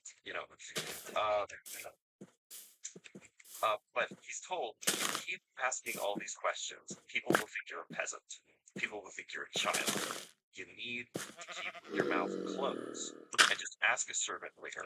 Don't keep asking all these questions. You're embarrassing yourself, etc. So this way we see Percival beginning to mature. He makes fewer silly mistakes and seems to know how to behave himself. He's been initiated into the chivalric world. He's not just a pretender or an aspirant to it. He has, in other words, undergone a baptism of sorts, passing out of Narthex into the deed as he's clothed in garments and now ready and willing to face the challenges of this new level of reality kind of adult, mature way. And it's interesting that he's asked to stop asking questions because you could understand it. Like his position is wild, his position and the motto is basically a question like, who am I? What is this? What's the purpose? What are all these things? He's almost like a kind of feminine stage where he's asking questions. He gets initiated up, and then at some point they're saying, okay, so now you have to stop being that lower part. You kind of have to engage at a higher level. But I can already see how that it's interesting that the fact that he would not be able to recover that at the end is what and or something. I didn't head, but yes, you're exactly right. That's exactly right. So Percival has some adventures. Most importantly, Sir Gormon's daughter, Morgan's daughter, he saves her, he falls in love with her. And in the middle of all this, he's saving the paladins who siege in the middle of all this. There's one of the things to me is actually really most interesting and evocative episodes of them. And I just want to put this out there to artists. I've actually written a poem about this particular scene because, and its importance for the story, because I just find it incredibly evocative. If you are an artist, painter, maybe an icon carver, and you'd like to like help me with an illustration of this, maybe let's talk about that, because this is I've never seen an illustration of the scene, but it's so well, let me unpack. You've been inspiring me to make a lot of. I know. But you gotta do this. So maybe another one. You gotta do this one. So what happens is that he comes to this city which is under siege, and he delivers it. But while he's there, he sees a minster, right, like a monastery church, and he says, "Oh, this is the first time he's come across a church." But he says, "I've been told I should always go into one to pray," right? And so he goes in. Because the town is under siege, there are no monks who are there are no monks in the sanctuary.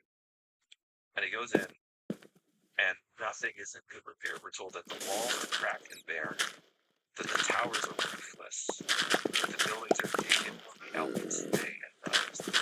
So you have this image of Percival walking into, he's never been to a church before. He's told he's supposed to come here and worship God. And he walks in, there's no one there to meet him. And the church is desolate. The walls are cracked. Everything's crumbling around him. And so he's just sort of sad and confused, and he leaves. And this is going to be important later on in the story, but to me, it's just one of the most.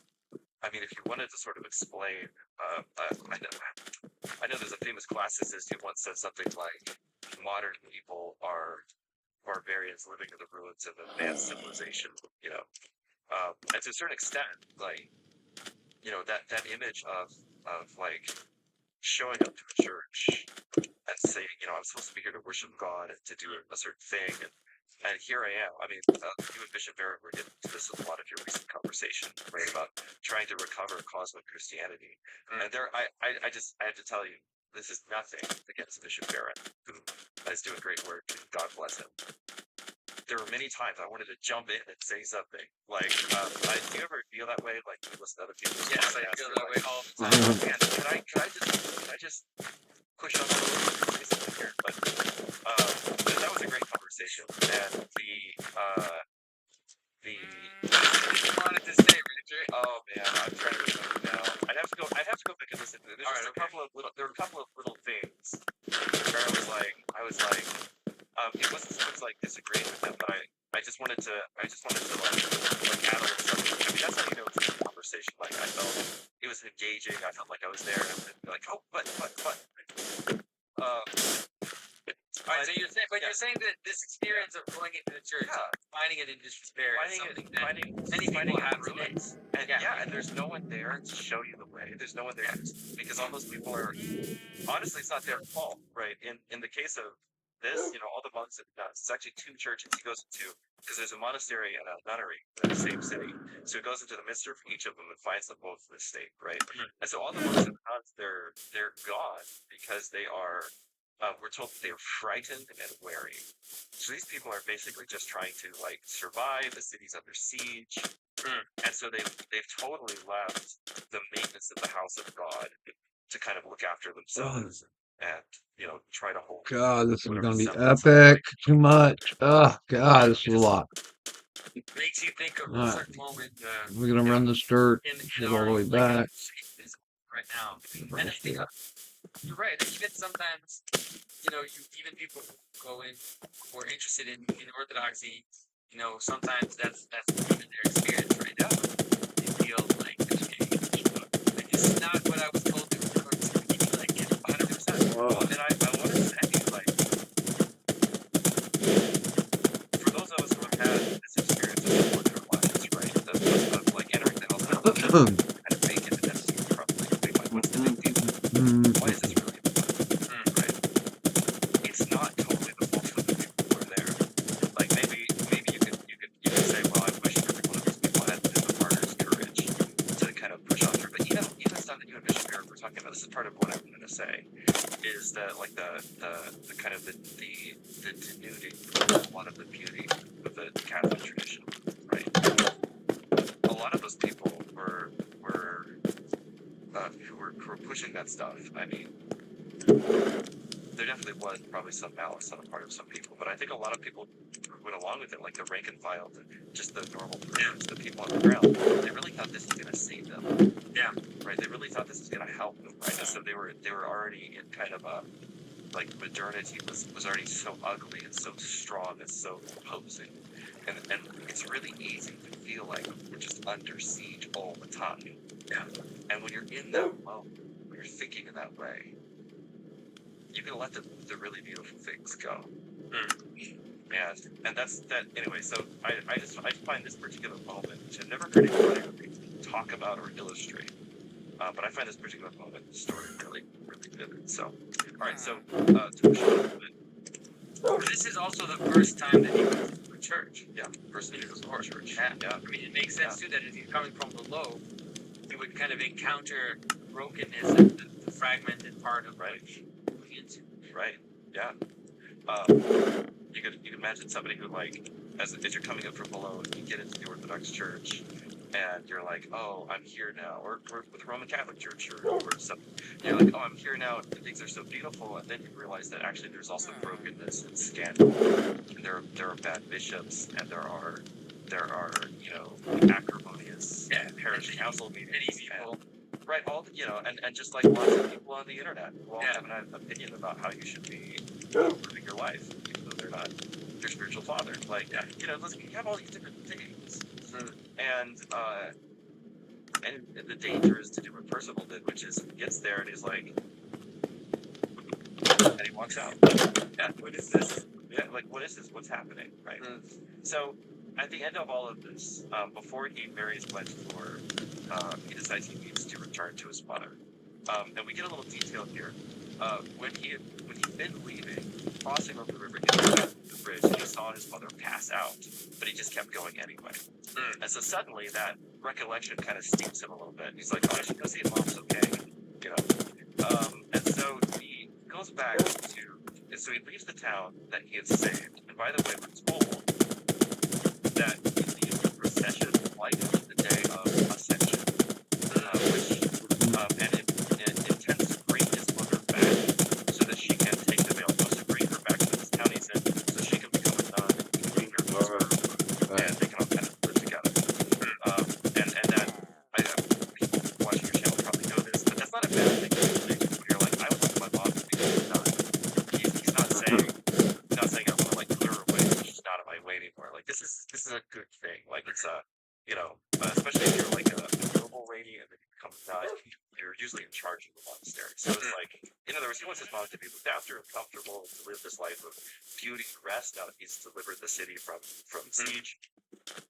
But we're told that this is like the Feast of Ascension, which I think just brings back to mind that icon, the fresco of the Virgin of the Pyrenees, right? With the mother at the center, right? In this image of Ascension that we talked about last time, and there seems to be echoes of that here. And of course, there are a lot of scholars who think that that's one of the main origins for Chrétien writing his romance. So just a nice image there. But Percival can't go home again, or at least he can't go home again easily, not the same way that he left. So he comes to a third river. And of course, the thing is that his home is on the other side of the third river, so it's not totally clear. Is the third river a different river, or is it the first one again? Right? This is the third river, the third liminal moment in the story. But this time, Percival can't see a way to cross. So he meets a man fishing in the river. There's no bridge. He meets a man fishing in the river who tells him to go up the road where he's going to find lodging and a way across the river. This turns out to be the castle of the Fisher King. And this is where the adventure begins. So the Fisher King sits on a bed in the middle of his castle. He has some kind of illness, as a result of which he cannot get out of his bed. Which is exactly the case for Percival's father. And in fact, we find out at the end of Percival's story that the Fisher King is his mother's brother. So he's Percival's uncle.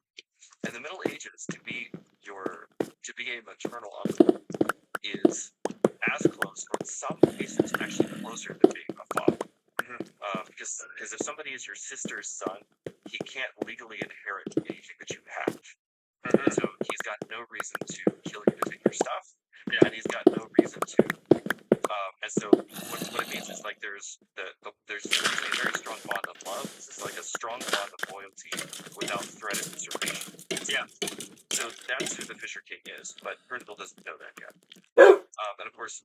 Fisher King has the same wound as Percival's father, so it's like a deliberate kind of recapitulation.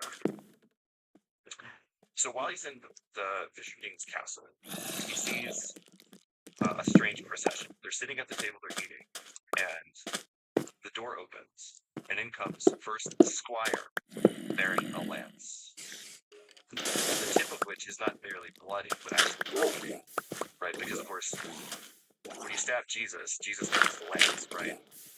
And so the tip of the spear is not bloody, but it's bleeding. Percival wants to ask, what's the purpose of the lance? He wants to ask the question that he had asked the knights when he first met them, which is, how does it serve? What's it serving? Who is it serving? And this is what Percival does when he encounters something new beyond the knowledge that he has from his previous identity, something beyond the tier of the ontological ladder which he's used to inhabiting. He wants to ask, what's it for? How does it work? And then just as he's about to ask, he thinks back to the advice that the worthy man gave him, which is, don't ask too many questions. People will think you're a peasant. People will think you're a child. So he doesn't ask. And the procession continues. And there are two more young men come out bearing tapers and candelabra, a total of 10 candles. They're followed by a virgin, a young maiden, who bears in her hands a grail, which is a wide, shallow, covered dish, large enough to serve a pike or a lamprey. In other words, it's a very large dish intended for serving fish, which is an obvious Eucharistic symbol, as anyone in the Middle Ages would have known. Percival is unaware of its contents, though, because it's covered. But the most striking thing about the grail is that it shines brightly with its own light, just like the grail that the Virgin holds in the image of the pyramids. Shines brightly with its own light, so brightly that Oh man, that's a lot of work. Oh, it's a lot of work. and once again, Percival is just That's where it dying goes to know in. That's the gate. That's the the gate. grail is clearly special. All that comes off. Yeah. But there's no clear indication Ugh, as to why it's a the lot of procession work. is happening, why it's happening now. All that comes The question off. he wants to ask is, how does this serve? Who is it serving? Percival wants to know, but again, thinks back to the worthy man's advice, and he doesn't ask. And once again, as the table before him is being filled with unimaginable delicacies, the grail passes before him again, the lance, the whole procession. Once again, he wants to ask the question, who is it serving? Once again, he keeps his mouth shut. And by the way, he's also not observed any of the other pieces of advice he was given. He doesn't ask the name of the man who shows him hospitality. If he did, he'd find out it was his uncle. If he'd asked him, a great deal of trouble would have been saved. So he decides to wait until the next morning and ask the servants. But when he awakens the next morning, the castle is totally empty, and the chance to ask the question has been lost. Yeah. So the very next person that is the maiden and the story, and his life he unintentionally ruined. She tells him the story of the Fisher King, that he was a king, a noble, wounded by in battle, by a lance that pierced him both in thighs. Same story he was told about his father. She excitedly questions Percival because she assumes that he is asked the question, how serves the grail? He doesn't serve. And when she finds out that he is not asked, she becomes distraught. She mocks Percival, and it is this moment when Percival's true name is revealed, which he has not known up to this point. Of course, his mother had once told him, by a name you know a man. And now, for the first time, Percival comes to real self-knowledge, but it's a deeply painful knowledge. So if we want to follow our liturgical reading of the story, we see this third river, which may or may not be the first river, kind of symbolizes the third and the final barrier to Percival's descent up the mountains, the veil drawn from the Holy of Holies. It's the rood screen, the iconostas, which seems to bar the way to the mysteries. And given the dependency of Grail legend,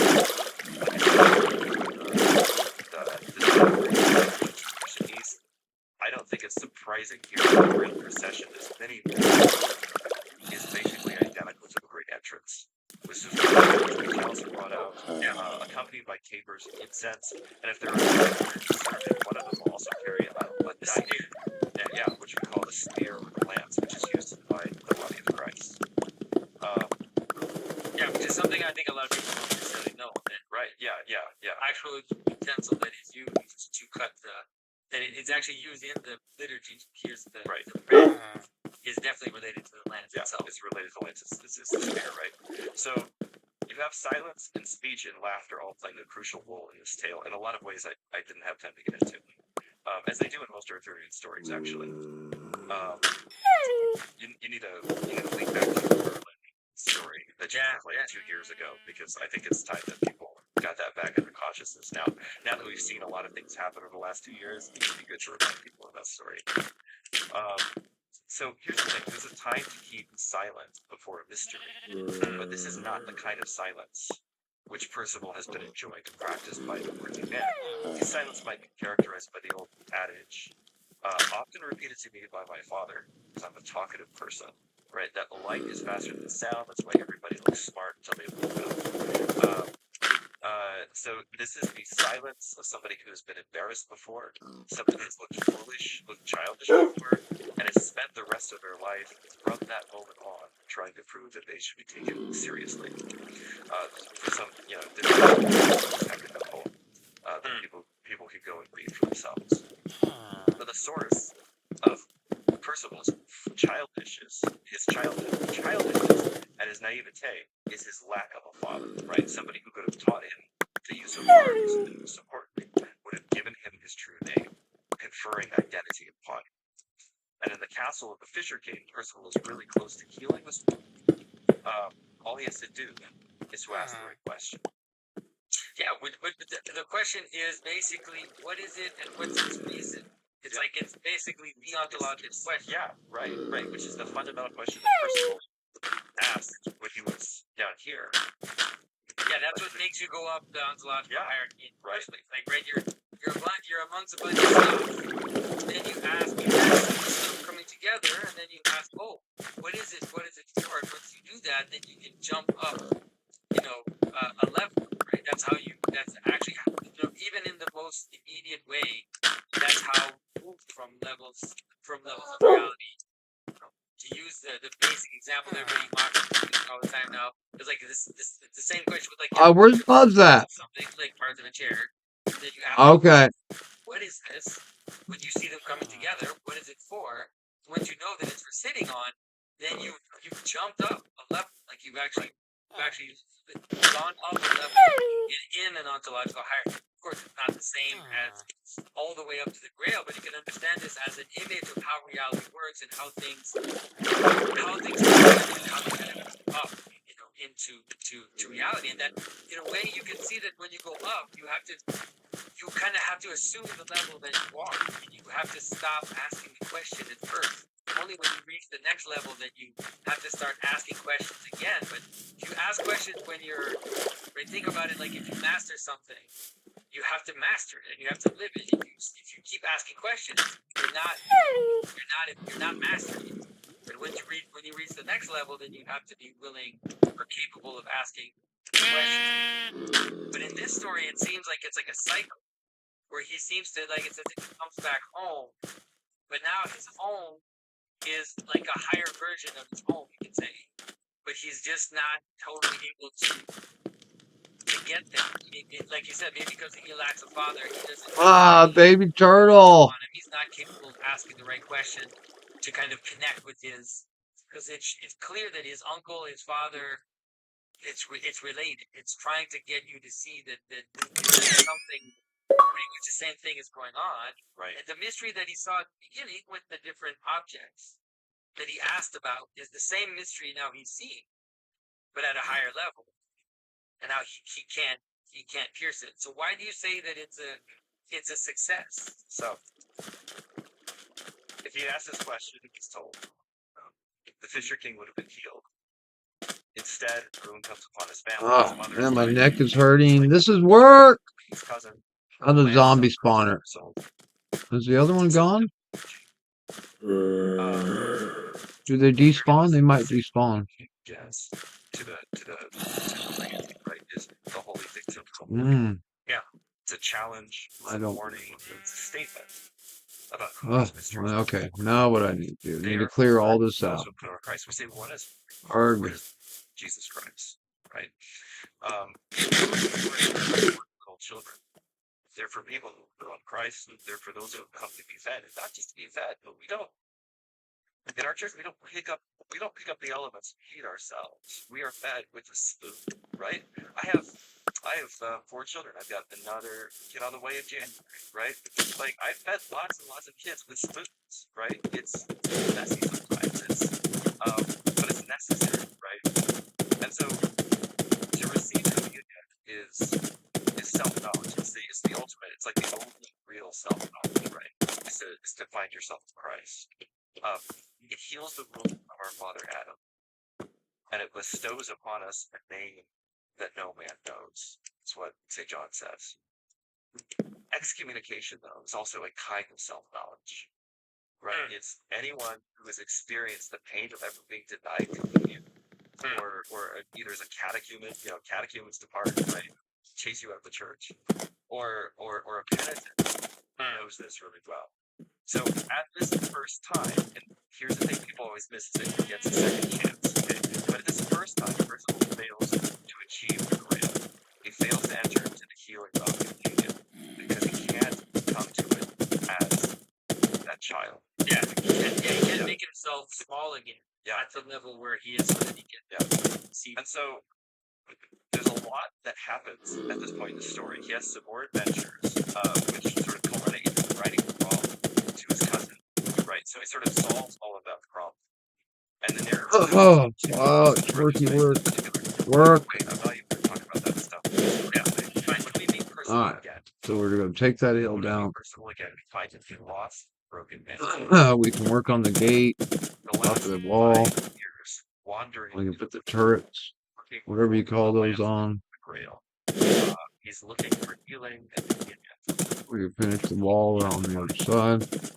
He has forgotten everything. And take all that down. Including God, he forgot Take God, it down. the laws of chivalry. Level by level. Is done, and all this comes down. Yeah, we're gonna take this whole beach down. 5 years pursuing one adventure after another, never stopping in a jungle praying for toll, never paying attention to the favor or the needs of ladies. I think we're gonna take it all down, dude. It's short. Pursuing Then we're these gonna build a wars, pier but never attending to out into the things water. that either his mother or the worthy man had instructed him to do. And this I think we're culminates gonna one build day a he's big riding pier along, out here. and he sees 3 unarmed knights, along with some ladies, walking through the woods. And Oh, like up here. don't you know That's the water with a boat. to wear arms on this day? Hey, Dad, And he you says, have to "What's blue? today? What's special?" about today?" No, This it's is Good Friday. there's This some is the right there. day on which our Okay. Lord Jesus died. You're not supposed to go armed today. He said, "Well, I don't know who Jesus is. I don't know who Good Friday is." Alright, I need a break. I need a break. My neck's killing me. Go back towards that direction. We tied knots on the end Learning about Percival. branches. That's pretty good, actually. Alright, who else is got here? You mad? Who's mad? You go to that hermitage and ask the hermit, and he will tell you what to do. We're going So, to farmer first still? follows his instructions, he follows the knots on the branches, until he comes to the hermitage. I need to plant more carrots. And he meets the hermit, and he starts telling the hermit his whole story, and asking him, what's this all about? And what the hermit does is he begins by catechizing the person. Alright, Catechizing alright. him by telling him that we get the whole thing. He explains I need a the break. I need a break. Oh, look at that. which had been taught to person he'd never been taught it then. So he catechized him. Alright, there's the wall. That's a long time coming. He tells him who his father was. He Racetrack. reveals the fact that he is also Pumpkins. Wheat. Percival's uncle. Look at that. Alright. With the hermit, The hermit. is a And fisher. now we need an entrance. He's. I'll be a little apathetic here and say what the poem says, which is. Probably. We'll look some stuff up. Try to find an entrance. Maybe we should build a river up here or something. Water Are coming they in the same person? through here. All right. Yeah. So, hold on, I was trying to We need an entrance. passage because it's really beautiful. Maybe go in the bottom and then you walk up. By the way, the hermit is also called the worthy man, so he's like every mentor. Right. Yeah. All going together. There. We need an entrance over here in front. Let's see if I can help out. And he finds out the reason that he failed to ask the question. There's my horsey. Because he left his mother when she died. Oh, yeah. And I found you, bro. talks about all this, and he says, here's what he says. Here's what he says. Okay. Foolish were you not to learn was served from the womb. The man who is served from it was my brother. So, he's not the Fisher King, but he's kind of the Fisher King. My sister was and his mother. As for that Looking Fisher King, good. he is, I Put the believe, tops on. Oh, we need stairs. Steps on the bottom of the that. son That of the helps a king little. was himself served from the bowl. So, talking about what's in the bowl. Yes, what's in the bowl. And he's told, what is in the bowl is not a salmon, or a pike, or a lamprey, but rather sacred. Make himself useful, runt. Carried to him in the bowl. Yeah. We know he sustains and nourishes his life. Such a holy object Armor. is so pure in spirit as he himself, Golem. that this life requires in this life he requires no further nourishment than the host that comes from the bowl. So there's all kinds of stuff going on here, but at the end of it all, he catechizes the person. And at the end of catechism, he says, now that he's told him who he is, and he's told him why bad things have happened to him, and he's told him what the grail was, what the purpose was. That's a good one. Whoa, where'd you go, bro? Says, stay with me for the next 3 days. He's a jumper, and bro. eat what I eat. He's a jumper and Yeah, he's pretty fast. much the lines He's a good horse. I'm gonna And breed yeah, 3 him. days from now is Easter. I'm gonna breed him with Yeah, what the somebody. hermit eats. In other words, fast with me. So, first of all, Basically saying you will get get dumped from the grave. yeah. So, first of all, Nice. he is Jumper. catechized, He's not. he Yeah, fasts, right there. and we're told It's hearts. that on Easter Day, thus Percival came to know that God was crucified and died on the Friday. And on Easter, Percival received Oh, well, I got a bunch of junk. the pure heart. And then we're told, here, the tale says, no more Percival. Okay, you totally convinced me that person. That's the end of his story. Finds the grail. So he finds the grail, but how does he find the grail? He has to come to it broken. He has to come to it like just totally emptied of who he is. And to come again as a little child and to sort of say, who am I? Why am I here? What is this thing? Right? And then he's catechized. And then Oh, raw iron, huh? What, do I cook that? the hair shirt that the hermit is wearing. Do I smelt raw iron? Change of identity. He puts back the hair shirt from the beginning, but now it's an intentional Exactly. action. It's the opposite of the Yeah, it's hair fine. you see from Adam and Eve. So isn't that interesting that the garments Alright. like at the beginning it just sort of becomes this identity of death, but then later when you could take that death on yourself and start by it becomes transformed into life. That's amazing. I mean, it's amazing. Also, it's like he discovers that the grail is not the only one that wait, had not to the smell one cup. Yeah, there was only one. What, copper? Wait, no. In this poem, There was it's like not. one. In this poem, the grail is Was it gold? the idea of the cup of the Last Supper that goes from which is later. That's definitely Or iron. You have to smell iron? It's a dish that holds the Eucharistic host.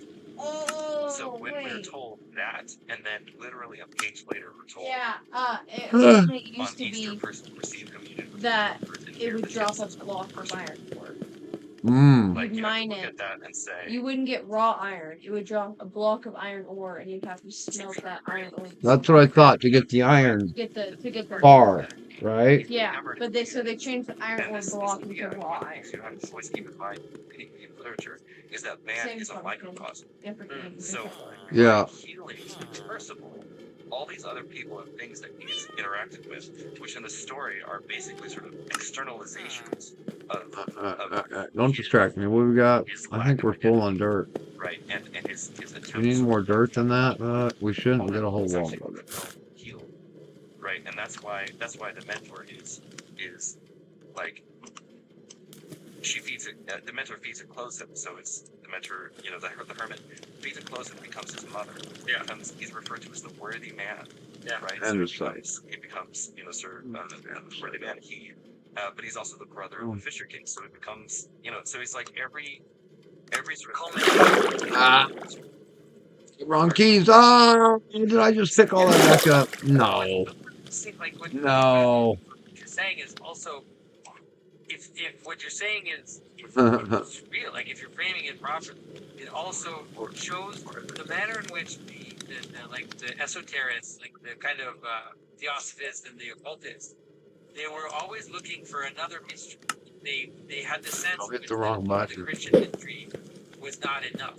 They were looking at these other mysteries, and Andesite, a lot of the andesite. esoteric stuff that went Granite, around granite. the Where rail was was that? this It's idea right that there is there. Boom.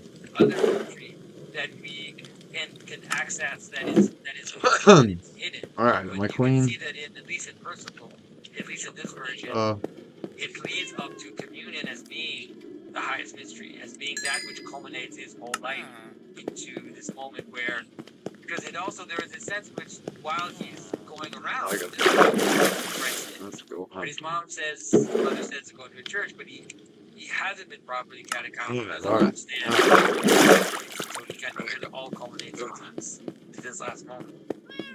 And we're told lots of beautiful little details here at the end.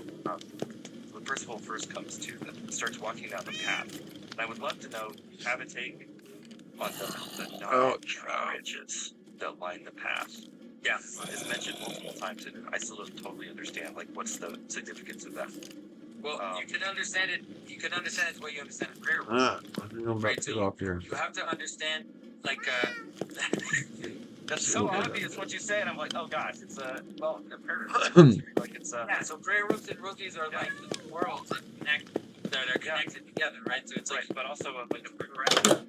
right? You progress up a hierarchy, and then you have higher steps. And so what happens as he moves along, as he walks past the gods, he felt his very heart sigh because he knew that he'd sinned against God and was sorry. Boom. And in tears, he made his way towards the forest. And when he reached the hermitage, he dismounted and disarmed. Disarmed is to always armor on. Yeah. He ties his horse to a tree, and he enters the hermit's dwelling. And he says, in that small chapel, he found a hermit and a priest and a young cleric. This is the truth, who were beginning to service the sweetest and most beautiful fruit that he presented to the church. So he shows up at the beginning of the Mass. He shows up at the beginning of the Mass, which is what? That's the prayer procession. Right? So he shows up at the chapel, and it's happening again. And this time, he falls to his knees, and Hermit sees him weeping, and comes over to him, and he says, and Percival wants to receive communion, and the hermit tells him, you have to make your confession first before you receive communion, right? And so that's what initiates the conversation between them, the exchange. Percival's reclaiming of identity is through his active confession, which becomes a repetition of his catechesis, and his repentance culminates in. All right, I gotta take a break. Gotta take a break. So it's, I mean, there's all these just really What? details up here, and there's a bunch of stuff in the story that I haven't even talked about. But there's a lot of things I still haven't really understood. Where can I hide somewhere? Like there's an intuition that there's something there, but Yeah, it's not clear what. yeah. But Yeah, also, because I don't want bad some of guys it's to come, just, dude. Not Some of it's just like in the every detail zone. in this poem is significant, All right, and all right, all right. to try and summarize it. You into can't have my a bed, dude. thesis of I see you. It's very difficult. So you need a house. You got to grow up first. Like one of the things that I know I'm going in circles. I know. Okay. Let's just log out here. That they put on, that they take off, that they give to other people at certain times, right? I got to take a break. Which is really interesting. So, But it certainly has to do with the garmented skin and then the different clothing that he has